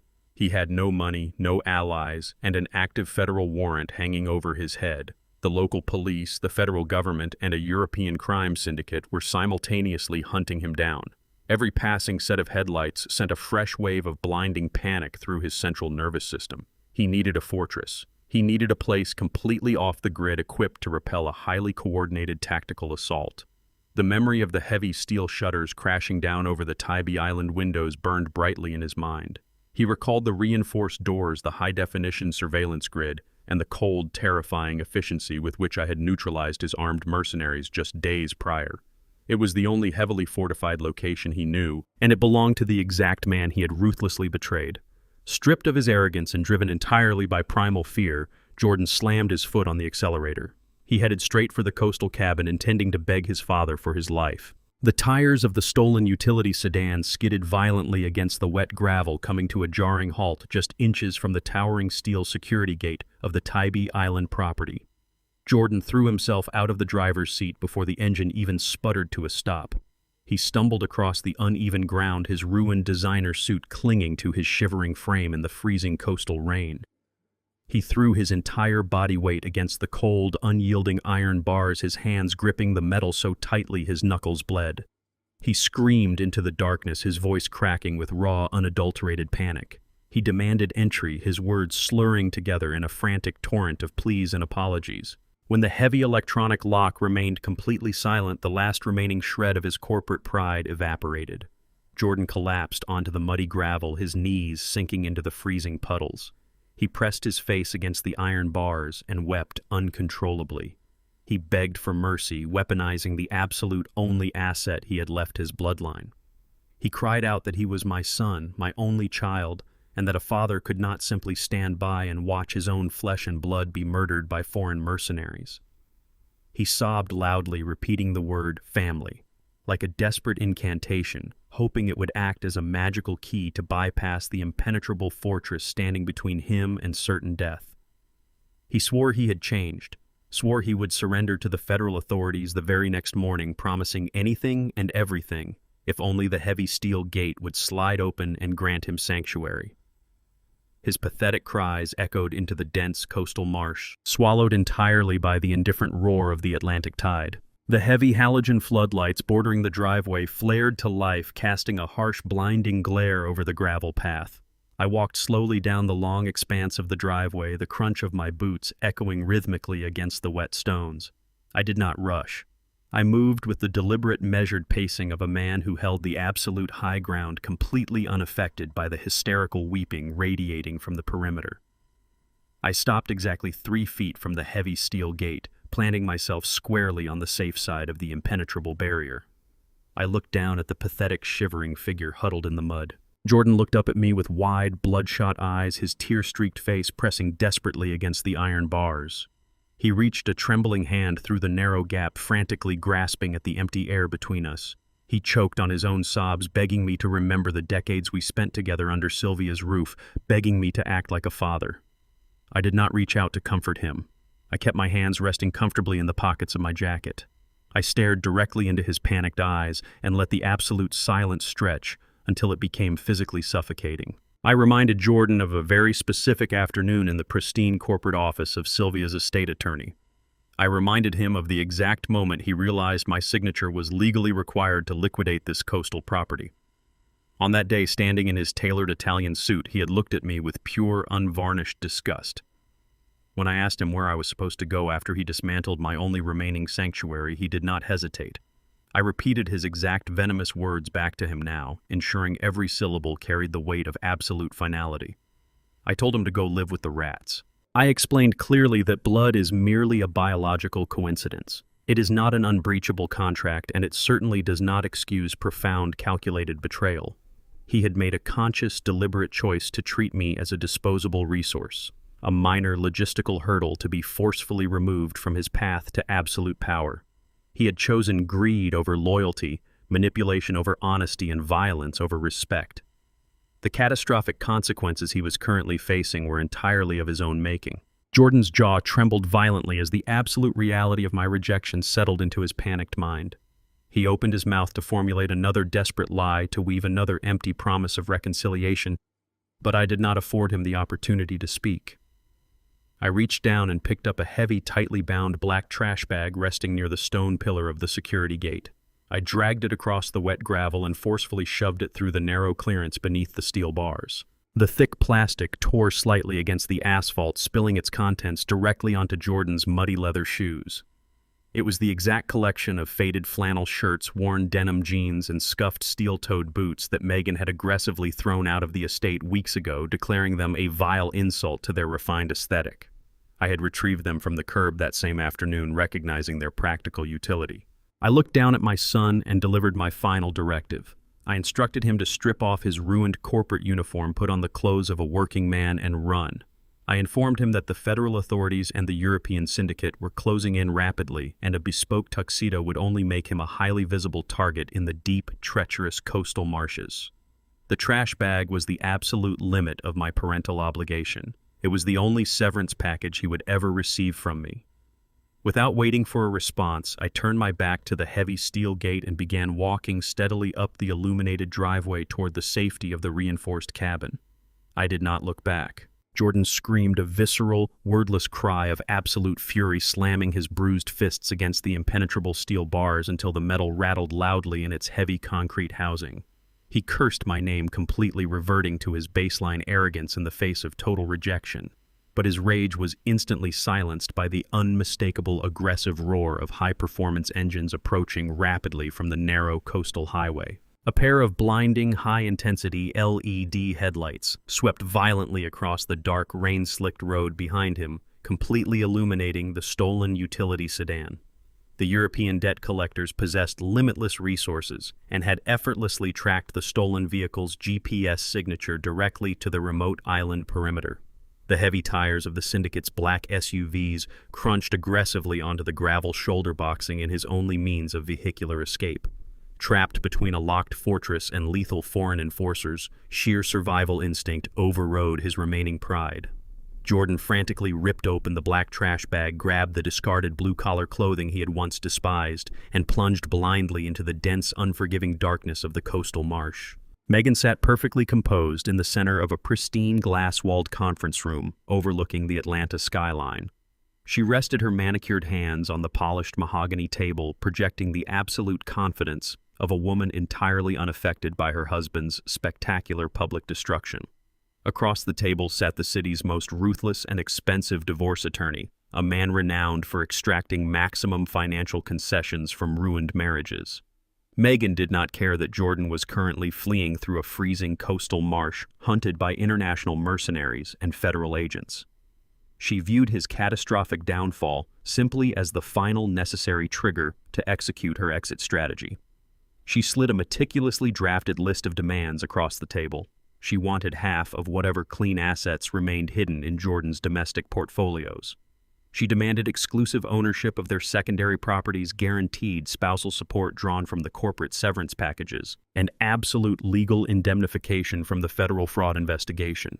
She framed her entire narrative around playing the victim.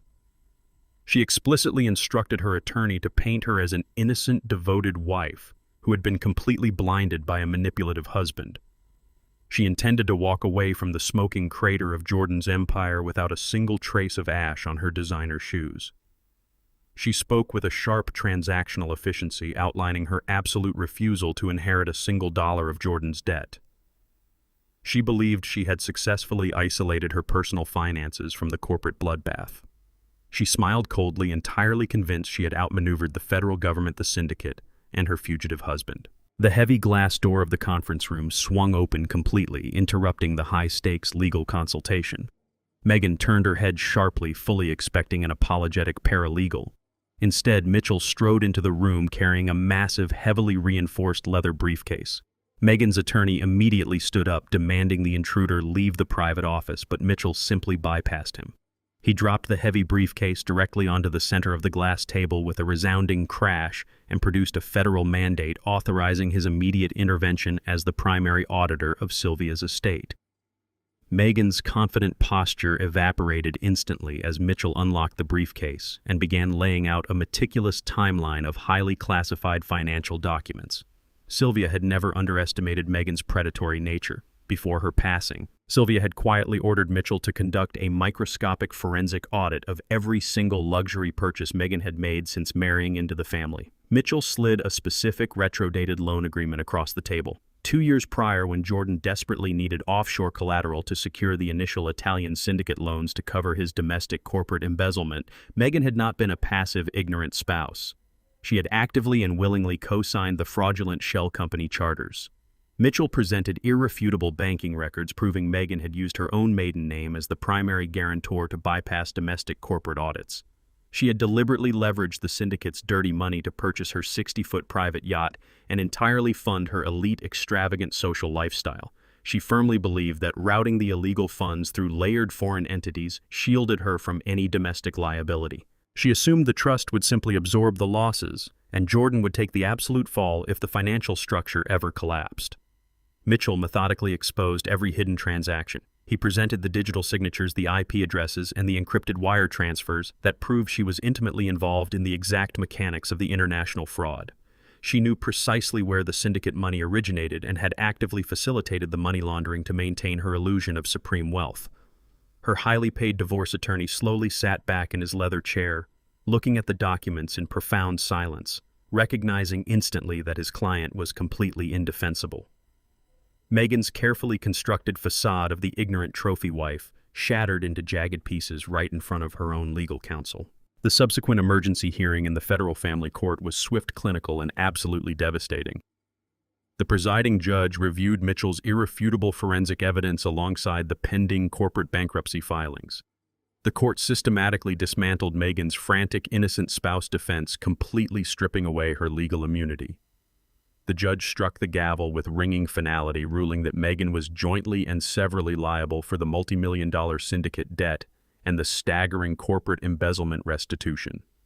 She was officially designated an active co-conspirator in the financial destruction of Sylvia's estate. The judge immediately signed a comprehensive asset forfeiture order, authorizing the federal government to seize every single item of value tied to her name. Megan walked out of the heavy oak doors of the courthouse in a state of absolute paralyzing shock. The bright afternoon sun hit her face as she stumbled down the concrete steps toward the loading zone. She reached into her purse to retrieve the keys to her luxury SUV, desperate to escape the suffocating reality of her total ruin. She stopped dead in her tracks. 2 armed federal bailiffs were already standing beside her vehicle, actively attaching a heavy steel tow hitch to the front axle. The lead bailiff intercepted her advance, presenting the freshly signed court order. He firmly demanded the immediate surrender of her vehicle keys. As Megan stood trembling on the pavement, the second bailiff stepped forward and officially commanded her to hand over the diamond necklace and the platinum tennis bracelet she was currently wearing, formally citing the jewelry as the direct proceeds of documented financial crimes. Megan stood completely stranded on the harsh, sun-baked concrete of the downtown sidewalk. She watched in absolute silence as the tow truck dragged her final piece of luxury away into the chaotic city traffic. The heavy, diamond-encrusted jewelry had been physically unclasped from her skin, leaving her neck and wrists feeling entirely exposed and profoundly empty.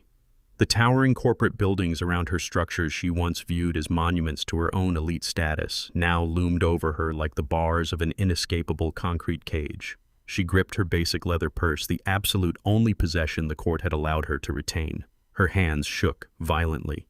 Deep inside the dark interior of the bag, her cell phone vibrated with a sharp, relentless electronic buzz.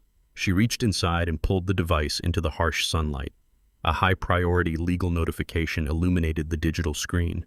The district attorney's office had just formally filed felony criminal charges against her for premeditated elder fraud and extortion. The official indictment directly cited the crystal-clear audio recording she had so willingly provided in the coastal cabin. Her absolute destruction was now a matter of public record. The sun had barely crested the Atlanta skyline when the full, unyielding weight of the federal government descended upon the remnants of Jordan's fractured empire. A highly coordinated multi-agency raid was executed simultaneously across 2 distinct locations. At the heavily damaged residential estate, tactical teams swept through the grand foyer, their boots crunching over the shattered mahogany doors left behind by the syndicate enforcers. While the foreign debt collectors had efficiently stripped the mansion of its physical art, antique silver, and liquid valuables, the federal agents were hunting for a far more devastating currency. They sought the digital architecture of a massive multi-million-dollar fraud. Cybercrime specialists systematically dismantled Jordan's private home office, ripping encrypted servers from their reinforced wall mounts and bagging hard drives into static-proof evidence containers. Simultaneously, 20 miles away in the financial district, a second wave of federal agents breached the sleek glass doors of Jordan's downtown corporate headquarters. The remaining loyal executives who had desperately clung to the sinking ship were ordered away from their mahogany desks. Agents confiscated every desktop computer, external hard drive, and physical filing cabinet on the executive floor.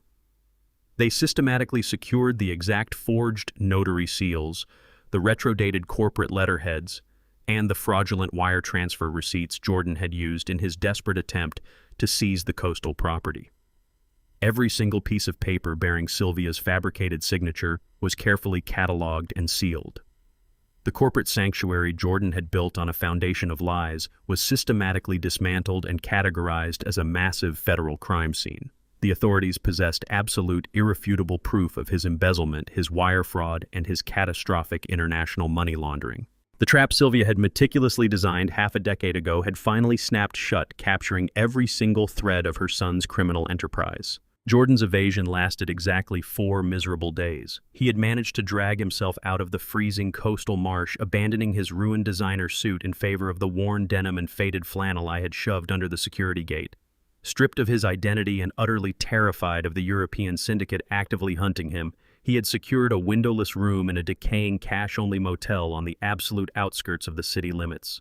He slept fitfully on a stained, sagging mattress, jumping at every passing siren, his former arrogance entirely replaced by raw, animalistic fear. When the heavy fiberglass door of room number 12 buckled inward with a violent, deafening crash, Jordan did not fight. Armed federal marshals flooded the cramped space, their tactical flashlights cutting through the stale, stagnant air. Jordan was violently yanked from the filthy mattress and shoved face first against the peeling wallpaper, his hands instantly locked in heavy steel cuffs. The moment the initial shock subsided, his deeply ingrained defense mechanisms automatically engaged.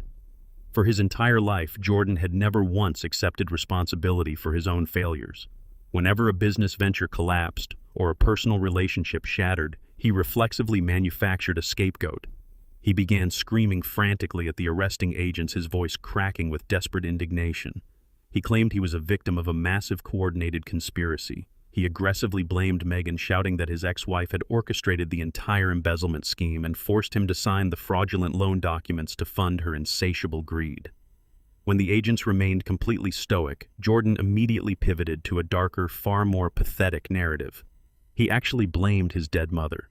He frantically yelled that Sylvia had intentionally set him up to fail, that she had purposely hidden the toxic European syndicate debt within the trust to destroy him from beyond the grave. He painted himself as an innocent, grieving son who had simply been manipulated by the vicious women in his life. The federal marshals did not flinch, did not argue, and did not offer a single word of sympathy. They had already reviewed the extensive digital recordings, the forged notary seals, and the offshore wire transfers carrying his exact biometric authorization. His lifelong habit of shifting blame had finally reached an impenetrable dead end.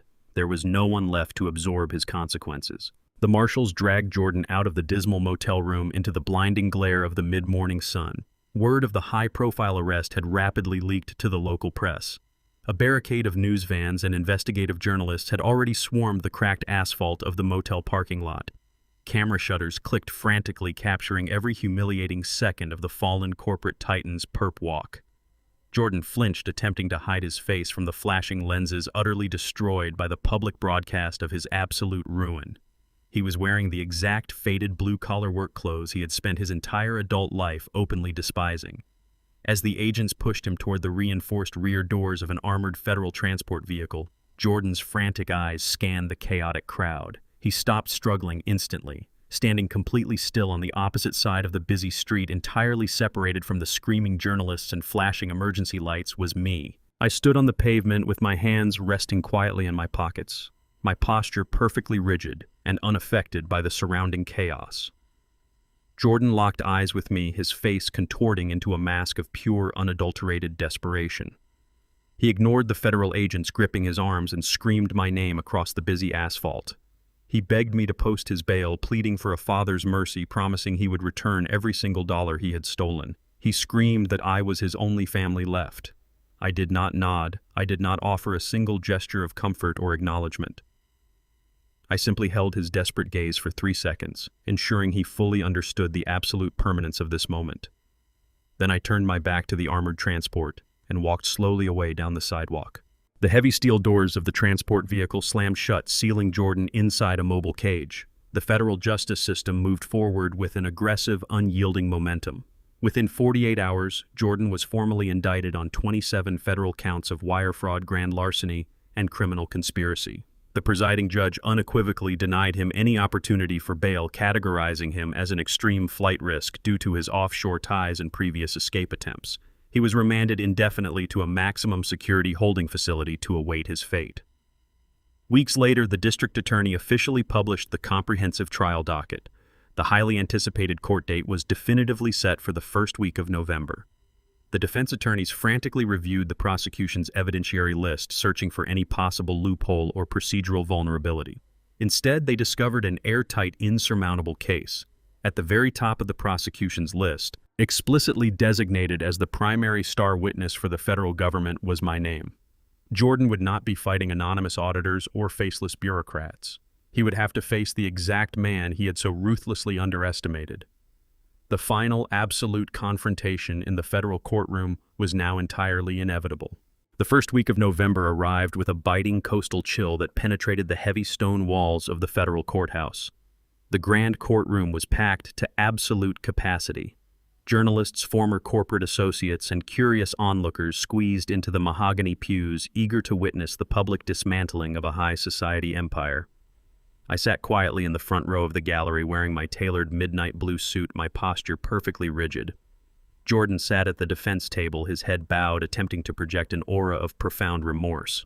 His lead defense attorney, a highly expensive litigator paid through Jordan's sketchy underground bail bondsman, opened the proceedings with a masterful display of theatrical manipulation.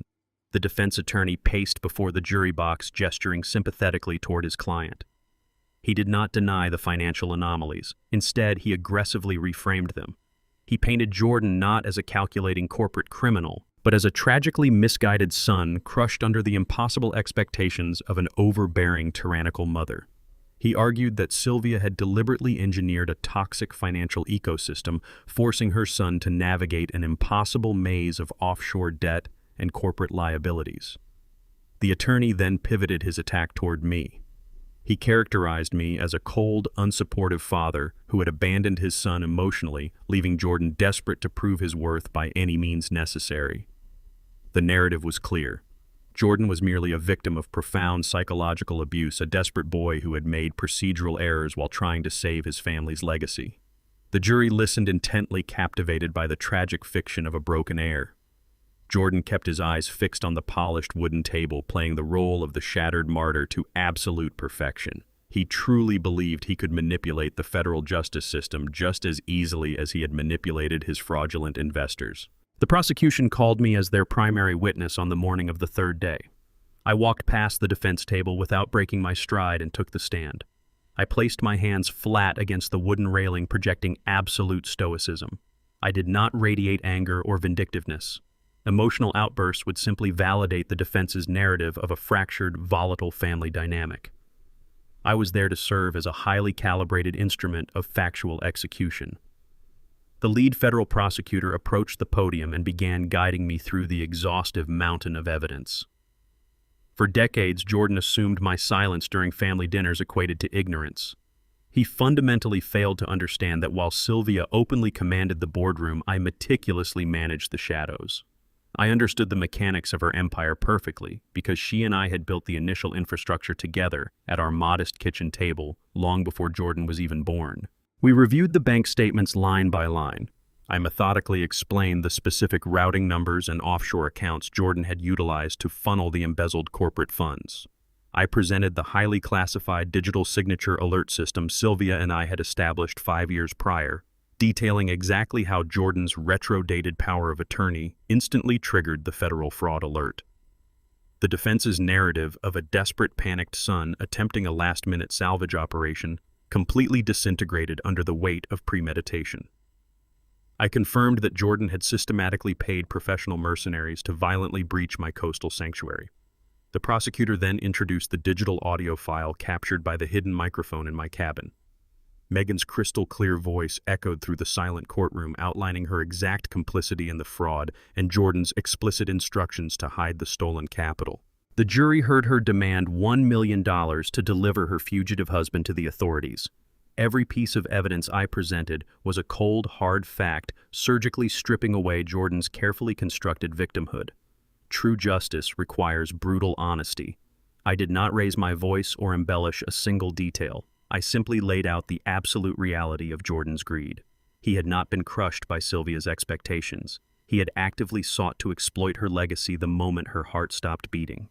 The jury watched my unyielding demeanor, the narrative of the unsupportive father dissolving into the undeniable reality of a man executing a necessary, painful duty. The defense attorney approached the podium for cross-examination, his face flushed with poorly concealed frustration. His primary strategy had been entirely obliterated by a paper trail he could not refute. He recognized that his only remaining tactical option was to attack my character. He aggressively attempted to paint me as a vindictive, jealous man who resented his son's corporate success. He paced aggressively in front of the witness stand, raising his voice to manufacture artificial tension. He pointed a trembling finger at me, accusing me of orchestrating a malicious, premeditated trap designed specifically to destroy my own flesh and blood. He demanded to know if I felt a sick sense of satisfaction watching my only child face decades in a federal penitentiary. I did not flinch or break eye contact with the aggressive litigator. I adjusted my posture slightly and leaned toward the microphone. I stated clearly and evenly that I harbored absolutely zero satisfaction or vengeance. I told the attorney that I was merely correcting a severe accounting error. The courtroom fell utterly silent. The sheer clinical detachment of my response completely neutralized the attorney's theatrical outrage. I explained that Sylvia had spent 40 years building a pristine, honorable legacy, and Jordan had attempted to leverage that legacy to finance a criminal syndicate. My actions were not born of malice. They were the necessary mechanical functions required to protect my wife's life work from a hostile, fraudulent takeover. The jury looked from my calm, unwavering expression to Jordan's pale, sweat-slicked face. They did not see a bitter, vengeful old man. They saw the undeniable truth of a devoted husband fiercely defending his family's honor against an ungrateful predatory threat. The defense attorney abruptly ended his cross-examination, recognizing that every additional question only cemented his client's guilt. The presiding judge formally dismissed the jury to begin their final deliberations. The heavy wooden doors of the jury room clicked shut, sealing Jordan's fate behind thick oak panels. A suffocating tension settled over the emptying courtroom. The federal marshals moved in closely behind the defense table, securing the perimeter. Jordan remained seated, his expensive posture completely collapsed. He slowly lifted his head and stared directly at me from across the aisle. For the first time in his entire life, the arrogant, untouchable corporate executive saw no remaining exits, no loopholes, and no scapegoats to absorb his failure. The profound, inescapable totality of his absolute defeat finally registered in his hollow eyes. He realized that the quiet, blue-collar father he had mocked for decades was the exact architect of his permanent ruin. I held his desperate gaze with absolute indifference. I did not offer a final word or a nod of recognition. Less than 3 hours later, the sharp, authoritative buzz of the courtroom intercom shattered the heavy silence. The bailiff stepped forward, announcing that the jury had reached a unanimous verdict. The judge struck his gavel, officially calling the federal court back into session. The heavy wooden doors of the jury room clicked open, breaking the suffocating tension that had completely paralyzed the federal courtroom. The 12 jurors filed back into their designated seats with grim, unreadable expressions. The presiding judge demanded the foreman rise and deliver the final verdict. The foreman cleared his throat, holding a thick stack of finalized documents tightly in his hands. For the severe federal charge of criminal conspiracy to commit wire fraud, the verdict was guilty. For the charge of aggravated corporate forgery, the verdict was undeniably guilty. For the most damaging charge of premeditated elder financial exploitation, the verdict was guilty. Jordan did not gasp or cry out in protest. He simply slumped forward in his expensive leather chair as if all the oxygen had been violently extracted from his lungs. The judge did not offer a single shred of judicial leniency or compassion. He looked down from the elevated bench with absolute disgust, characterizing Jordan's actions as a predatory and sociopathic abuse of fundamental familial trust. He struck his wooden gavel against the sounding block with a sharp, resonant crack. Jordan was sentenced to exactly 8 consecutive years in a maximum security federal penitentiary. The judge explicitly stipulated that the sentence would be served entirely without the possibility of early parole or administrative reduction. 2 armed federal marshals immediately stepped forward, grabbing Jordan by his tailored shoulders and hoisting him aggressively to his feet. The heavy steel handcuffs ratcheted tightly around his wrists, the harsh metallic clicks echoing loudly in the silent room. He was physically dragged away from the defense table, his eyes staring blankly at the polished hardwood floor. The arrogant corporate visionary who believed he could outsmart the entire world was now entirely reduced to a simple federal inmate number. Megan's highly anticipated sentencing hearing followed immediately, completely dismantling any lingering hope she harbored of walking away from the wreckage unscathed. She sat rigidly at the defense table, her carefully rehearsed expression of innocent victimhood cracking under the sheer weight of Mitchell's irrefutable forensic evidence. The judge thoroughly reviewed the extensive digital logs of her offshore wire transfers and the fraudulent loan guarantees she had knowingly co-signed to fund her extravagant life. He firmly rejected her highly paid attorney's frantic plea for total legal immunity. Megan was officially sentenced to 3 years of highly restrictive federal probation and a staggering 5,000 hours of mandated community service. The judge explicitly required that these hours be completed in high-labor, blue-collar municipal waste management programs, entirely stripping away her elite social status and forcing her into the exact kind of grueling manual labor she had always openly despised.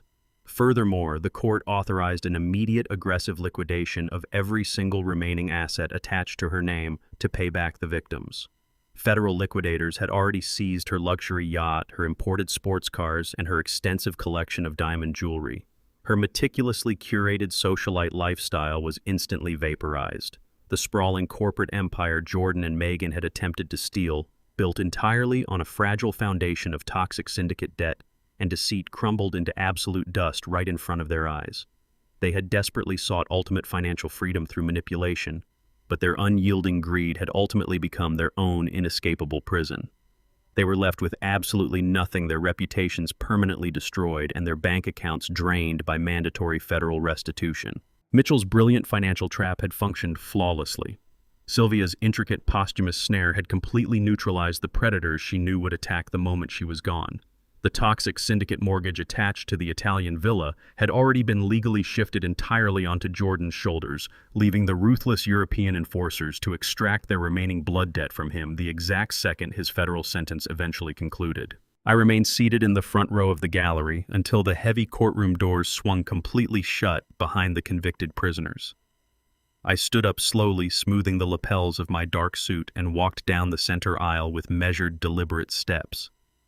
I pushed open the grand exit doors and stepped out into the biting November wind. A chaotic swarm of investigative journalists, local news anchors, and aggressive paparazzi instantly surrounded the wide concrete steps of the courthouse. Microphones were shoved aggressively into my personal space, and camera flashes erupted in a blinding, disorienting strobe effect. Reporters shouted overlapping questions, desperately demanding a dramatic quote about the spectacular downfall of my only son. They wanted a display of grief, a vindictive victory speech, or a tragic soundbite to headline the evening television broadcast. I did not break my stride or slow my pace. I kept my expression completely stoic, looking straight ahead as I navigated through the aggressive sea of cameras. I declined to speak a single word. True authority does not require a press conference, and true justice does not need a public victory lap. Standing quietly by the curb at the bottom of the concrete steps was Mitchell. He held the rear door of a sleek, unmarked black sedan open for me. I met his eyes and offered a single, respectful nod. He returned the gesture silently, acknowledging the absolute finality of our objective. The silent correction was finally complete. The massive, fraudulent shift in power Jordan had attempted to orchestrate had been entirely reversed. I slid into the quiet, pristine leather interior of the vehicle, completely leaving the frantic media circus behind me on the cold pavement. The quiet drive back to the affluent Atlanta suburbs gave me time to process the absolute silence that had finally replaced weeks of sheer chaos. Mitchell parked the sedan at the base of the long circular driveway. I stepped out and looked up at the sprawling multi-million-dollar estate. The property was heavily damaged from the violent syndicate raid. The massive mahogany front doors remained completely shattered in their frame, and the manicured landscaping was torn apart by heavy tires. However, the federal court had definitively voided Jordan's fraudulent deed transfer earlier that morning. The massive estate, along with all of Sylvia's clean domestic assets, legally belonged entirely to me again. I walked slowly through the grand foyer, my boots crunching loudly over the broken glass and splintered wood. The house felt profoundly empty, stripped of its priceless art and antique silver, yet it was finally purged of the toxic greed that had infected it for decades. Standing in the center of the ruined living room, I looked around at the fractured remnants of Sylvia's empire. I realized that repairing this massive structure would simply mean rebuilding a monument to a highly flawed and painful past. I pulled my phone from my pocket and dialed a high-end commercial real estate developer. I made a final, absolute decision to sell the entire estate for the exact base value of the land, instructing them to demolish the ruins completely and erase the past forever. I finalized the contract with the city's premier commercial demolition firm before the sun rose the following morning. I did not want a gradual dismantling or a careful phased deconstruction. I demanded immediate, overwhelming physical force. A fleet of heavy yellow excavators and reinforced bulldozers rolled onto the manicured circular driveway, their massive diesel engines shaking the damp earth. I stood alone on the opposite side of the suburban street, leaning against the cold metal of my truck. I watched with absolute clarity as the lead operator swung a 2-ton steel wrecking ball directly into the grand mahogany portico. The impact was deafening.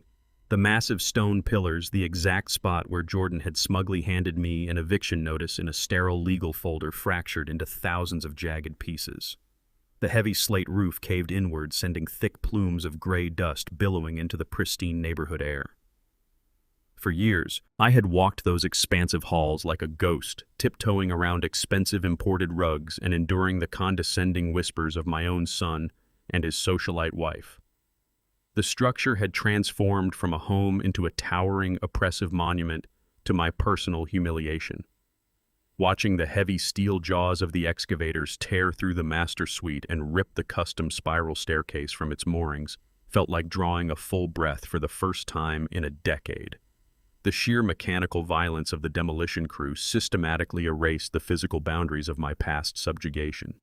Every crashing wall and shattering window finalized the absolute end of Jordan's stolen empire.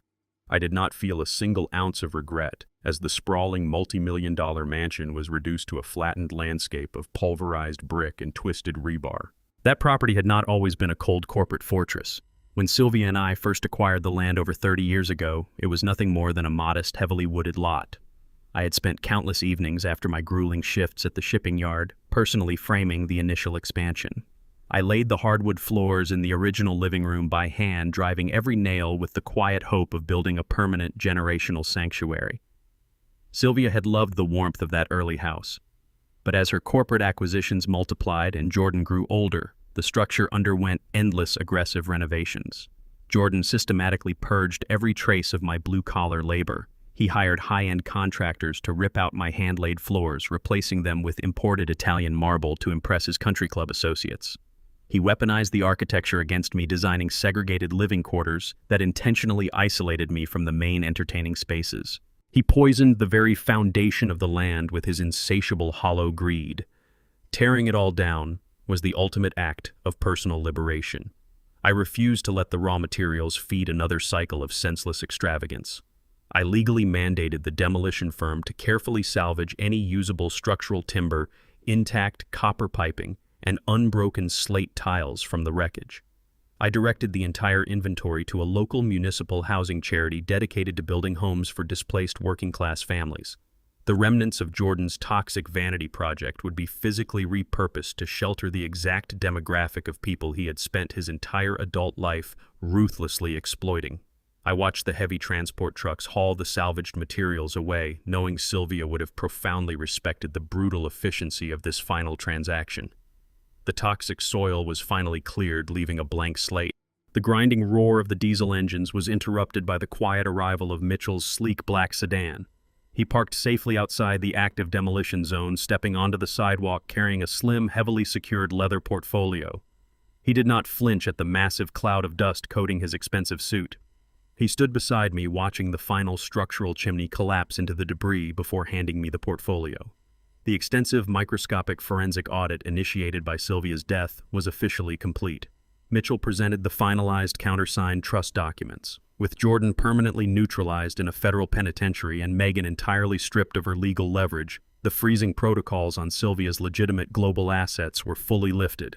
The offshore accounts completely sanitized of the toxic European syndicate debt Jordan had foolishly triggered were now officially unlocked. Mitchell systematically laid out the final banking ledgers. Sylvia's legitimate, uncorrupted fortune had been seamlessly consolidated and transferred into an encrypted master account under my direct exclusive control.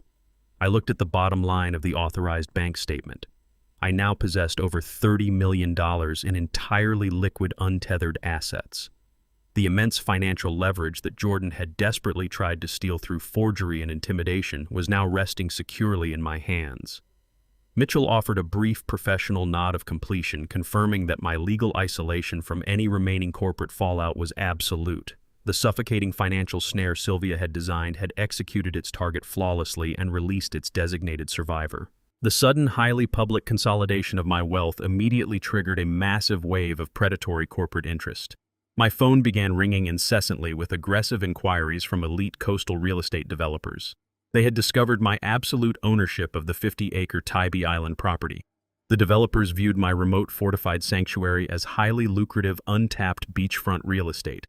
They flooded my legal counsel with massive escalating cash offers, desperately wanting to bulldoze the pristine marshland to construct sprawling luxury condominiums and private resorts. They assumed a blue-collar widower would eagerly surrender his quiet isolation for an immediate 8-figure payout. They fundamentally misunderstood the nature of the man they were dealing with. I instructed Mitchell to reject every single commercial offer without negotiation. I then contacted the local municipal press corps, the environmental protection agencies, and the aggressive corporate developers themselves. I scheduled a mandatory high-profile press conference to be held directly on the gravel driveway of my Tybee Island cabin. I had one final, irrevocable decision to make regarding the future of the coastal territory, and I intended to broadcast it to the entire world. The coastal wind whipped across the gravel driveway of the Tybee Island property as I stepped up to the makeshift podium. A sea of microphones, flashing cameras, and eager journalists stood waiting, flanked by the very corporate real estate developers who had been aggressively flooding my legal team with 8-figure buyout offers. They stood in their expensive suits, completely confident that I was about to sign away the pristine 50-acre marshland for a massive personal payday. I adjusted the microphone and looked directly into the lenses of the broadcasting cameras. I did not waste time with pleasantries or prolonged introductions. I explicitly and publicly rejected every single corporate offer on the table. I informed the developers that this land was absolutely not for sale, not for luxury condominiums, and certainly not for private exclusive resorts. A ripple of profound shock washed over the assembled executives. I then unveiled the finalized legal charters Mitchell had prepared just hours prior. I announced the immediate establishment of the Sylvia Trust Foundation. This entire 50-acre coastal property was being permanently reclassified and aggressively developed into a state-of-the-art sanctuary and elite legal defense center specifically dedicated to elderly victims of family financial abuse. I outlined the complete mission statement with absolute clarity. We were going to provide immediate housing, aggressive legal representation, and comprehensive psychological support for senior citizens who had been ruthlessly discarded, manipulated, and robbed by their own greedy children. I watched the arrogant grins melt off the faces of the developers as they realized my ultimate intention. The land they viewed as a blank canvas for their corporate vanity was being officially transformed into an impenetrable fortress of justice. I thanked the press corps and stepped away from the podium, leaving the developers entirely speechless. Walking away from the flashing cameras, I felt a profound sense of clarity wash over my entire nervous system. For decades, Jordan had relentlessly mocked my fundamental understanding of economics. He believed that true power was defined by hoarding capital, weaponizing debt, and crushing any perceived competition to project absolute dominance. I completely, fundamentally disagreed. Real power is never found in merely holding on to money. Real power is defined entirely by deciding exactly how that money transforms the world around you. Sylvia and I had spent the first 10 years of our marriage living paycheck to paycheck, meticulously saving every spare dollar with the singular goal of building a safe, secure future for our family. We had never intended for our accumulated wealth to become a toxic instrument of destruction. Jordan had corrupted that vision, but I now possessed the absolute financial leverage to restore it. I directed Mitchell to completely liquidate a massive portion of the offshore portfolios to fully fund the foundation's operational endowment. I did not just want to build a passive charity. I wanted an aggressive, highly mobilized strike force. I personally interviewed and hired a dozen of the most ruthless, highly effective elder law attorneys in the state. I gave them a singular, uncompromising mandate: hunt down family members who prey on their vulnerable parents and legally annihilate them. I poured millions of dollars into establishing a comprehensive support grid, ensuring that any man or woman who walked through our doors would instantly receive elite legal protection and secure housing without ever paying a single dime. I remembered the freezing night I stood locked outside this very gate, stripped of my dignity, my home, and my resources, listening to my own son tell me to go live with the rats. No one else would ever have to endure that specific, agonizing humiliation on my watch. By weaponizing Sylvia's fortune to protect the discarded and the forgotten, I was effectively neutralizing Jordan's legacy of greed. The money that he had desperately tried to launder through European crime syndicates was now actively paying the salaries of relentless litigators fighting to put predators exactly like him behind bars.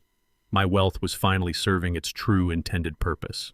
The physical transformation of the Tybee Island property began the very next morning. The same commercial demolition crews I had utilized in Atlanta arrived on the coast, but this time their heavy machinery was deployed to build rather than destroy. We cleared the dense, overgrown brush on the eastern ridge of the property to lay the massive concrete foundations for the new residential sanctuaries. I did not remain in a sterile, air-conditioned office to passively monitor the progress. I pulled on my scuffed steel-toed boots, strapped on a leather tool belt, and walked directly into the active construction zone. I stood shoulder to shoulder with the lead architects reviewing complex blueprints spread across makeshift plywood tables. I spent 12 hours a day driving heavy nails, framing walls, and hauling timber under the brutal coastal sun. The sheer exhausting physical labor acted as a powerful restorative mechanism. Every drop of sweat and every aching muscle effectively purged the residual poison of the last 3 years from my system. I was no longer a victim trapped in a suffocating web of corporate deceit.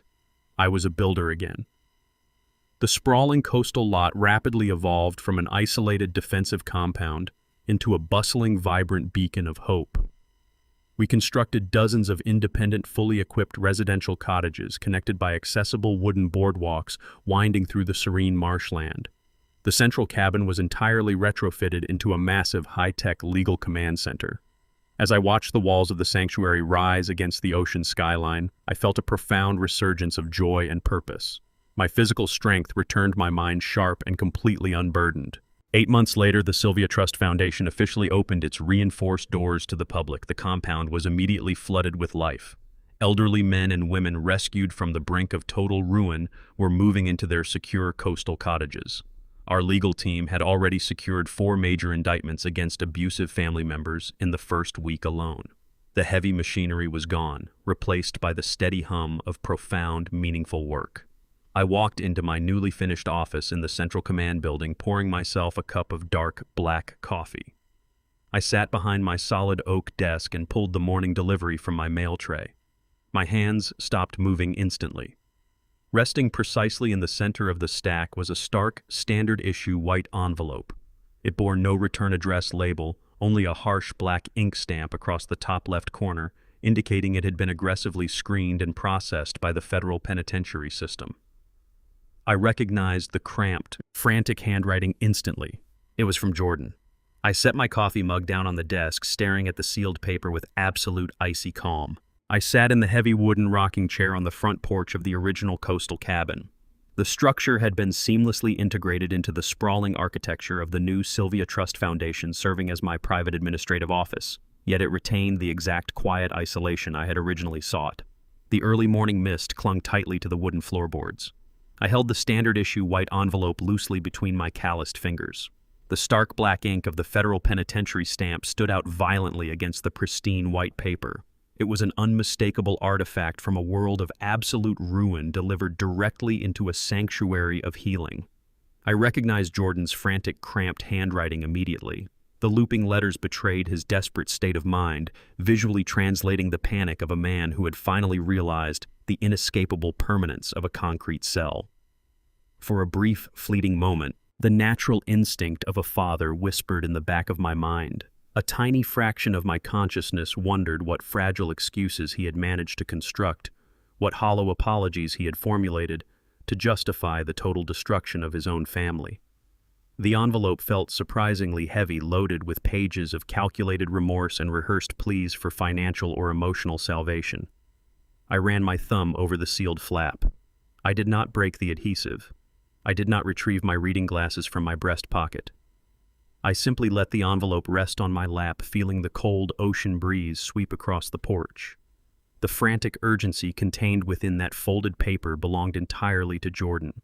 It was his punishment, his desperation, and his manufactured reality. I refused to let a single syllable of his toxic narrative enter the safety of my newly established world. Society often peddles the dangerous misconception that absolute forgiveness mandates absolute reconciliation.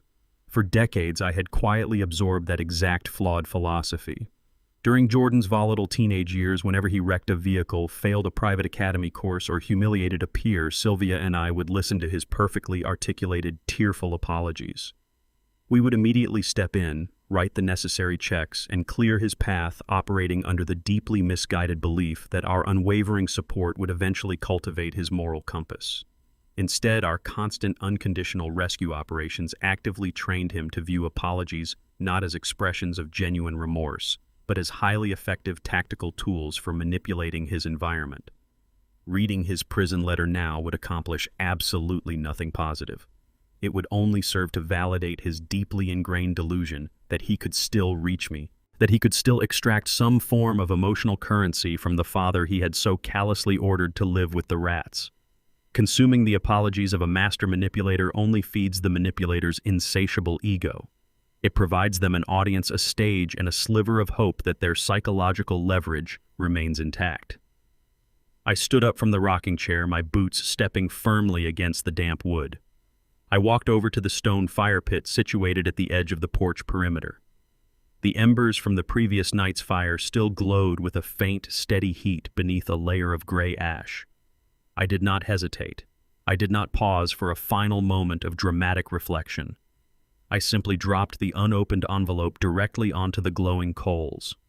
The dry paper blackened instantly. A thin wisp of acrid smoke curled upward as the edges curled and ignited. The federal stamp, the cramped handwriting, and the desperate lies dissolved into bright orange flames. I watched the fire consume the paper, entirely reducing Jordan's final attempt at manipulation into weightless ash that drifted away on the coastal wind. The boundary I had established was absolute. My forgiveness was granted internally, allowing me to release the agonizing weight of his betrayal. But that forgiveness did not require granting him re-entry into my life. The toxic cycle was permanently incinerated. The heavy crunch of gravel signaled Mitchell's arrival. He walked up the wooden steps of the porch carrying 2 steaming ceramic mugs of dark roast coffee. He handed me a mug without a word, his sharp eyes briefly noting the final wisps of smoke dissipating from the stone fire pit. He did not ask about the letter. His disciplined silence remained one of his most valuable assets. We stood side by side, leaning against the wooden railing, and looked out over the sprawling coastal sanctuary. The morning sun began to break through the thick marine layer. Below us, on the pristine stretch of private beach, the new residents of the foundation were beginning their day. Elderly men and women individuals who had been ruthlessly stripped of their dignity and resources by their own flesh and blood walked peacefully along the shoreline. They moved without fear, surrounded by cutting-edge security and a dedicated legal team that ensured their absolute protection. They were safe, protected, and deeply respected. I took a slow sip of the scalding coffee, feeling the profound contrast between this serene reality and the brutal night I had been forcibly exiled from the Atlanta estate. I thought about the heavy black trash bag Megan had cynically packed with my discarded blue-collar clothes. That bag was intended to be the ultimate symbol of my complete degradation. They had designed my eviction to be a fatal blow, assuming an old silent man would simply fade away into impoverished obscurity. Instead, that agonizing expulsion had acted as the necessary catalyst for an unprecedented financial and legal resurrection. The empire they had aggressively stolen had shattered their lives, while the ruins of my exile had been meticulously transformed into this impenetrable fortress of justice. The rising sun finally cleared the dense horizon line erupting over the vast expanse of the Atlantic Ocean. The morning light struck the rolling waves, instantly painting the dark, churning water in brilliant strokes of liquid gold. The harsh, freezing shadows of the night were entirely banished by the overwhelming warmth of the new day. The chaotic, destructive imbalance that had infected my family for years was completely eradicated. The order was fully and permanently restored. I had engaged in a massive, high-stakes war against international syndicates, corrupt executives, and my own treacherous bloodline. Yet I had won the entire conflict without ever once raising my voice in anger.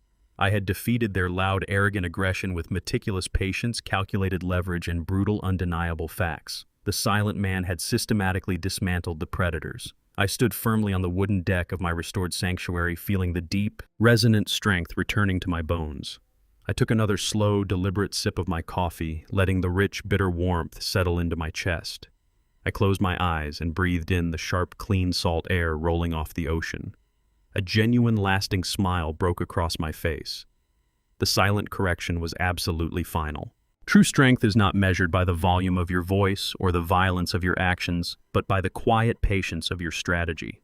We are often taught that shared blood demands endless sacrifice, blinding us to the toxic manipulation of those who weaponize our love. Walking away from a destructive family member is not an act of cruelty. It is the ultimate expression of self-preservation. Justice belongs to those who observe, document, and act with absolute precision.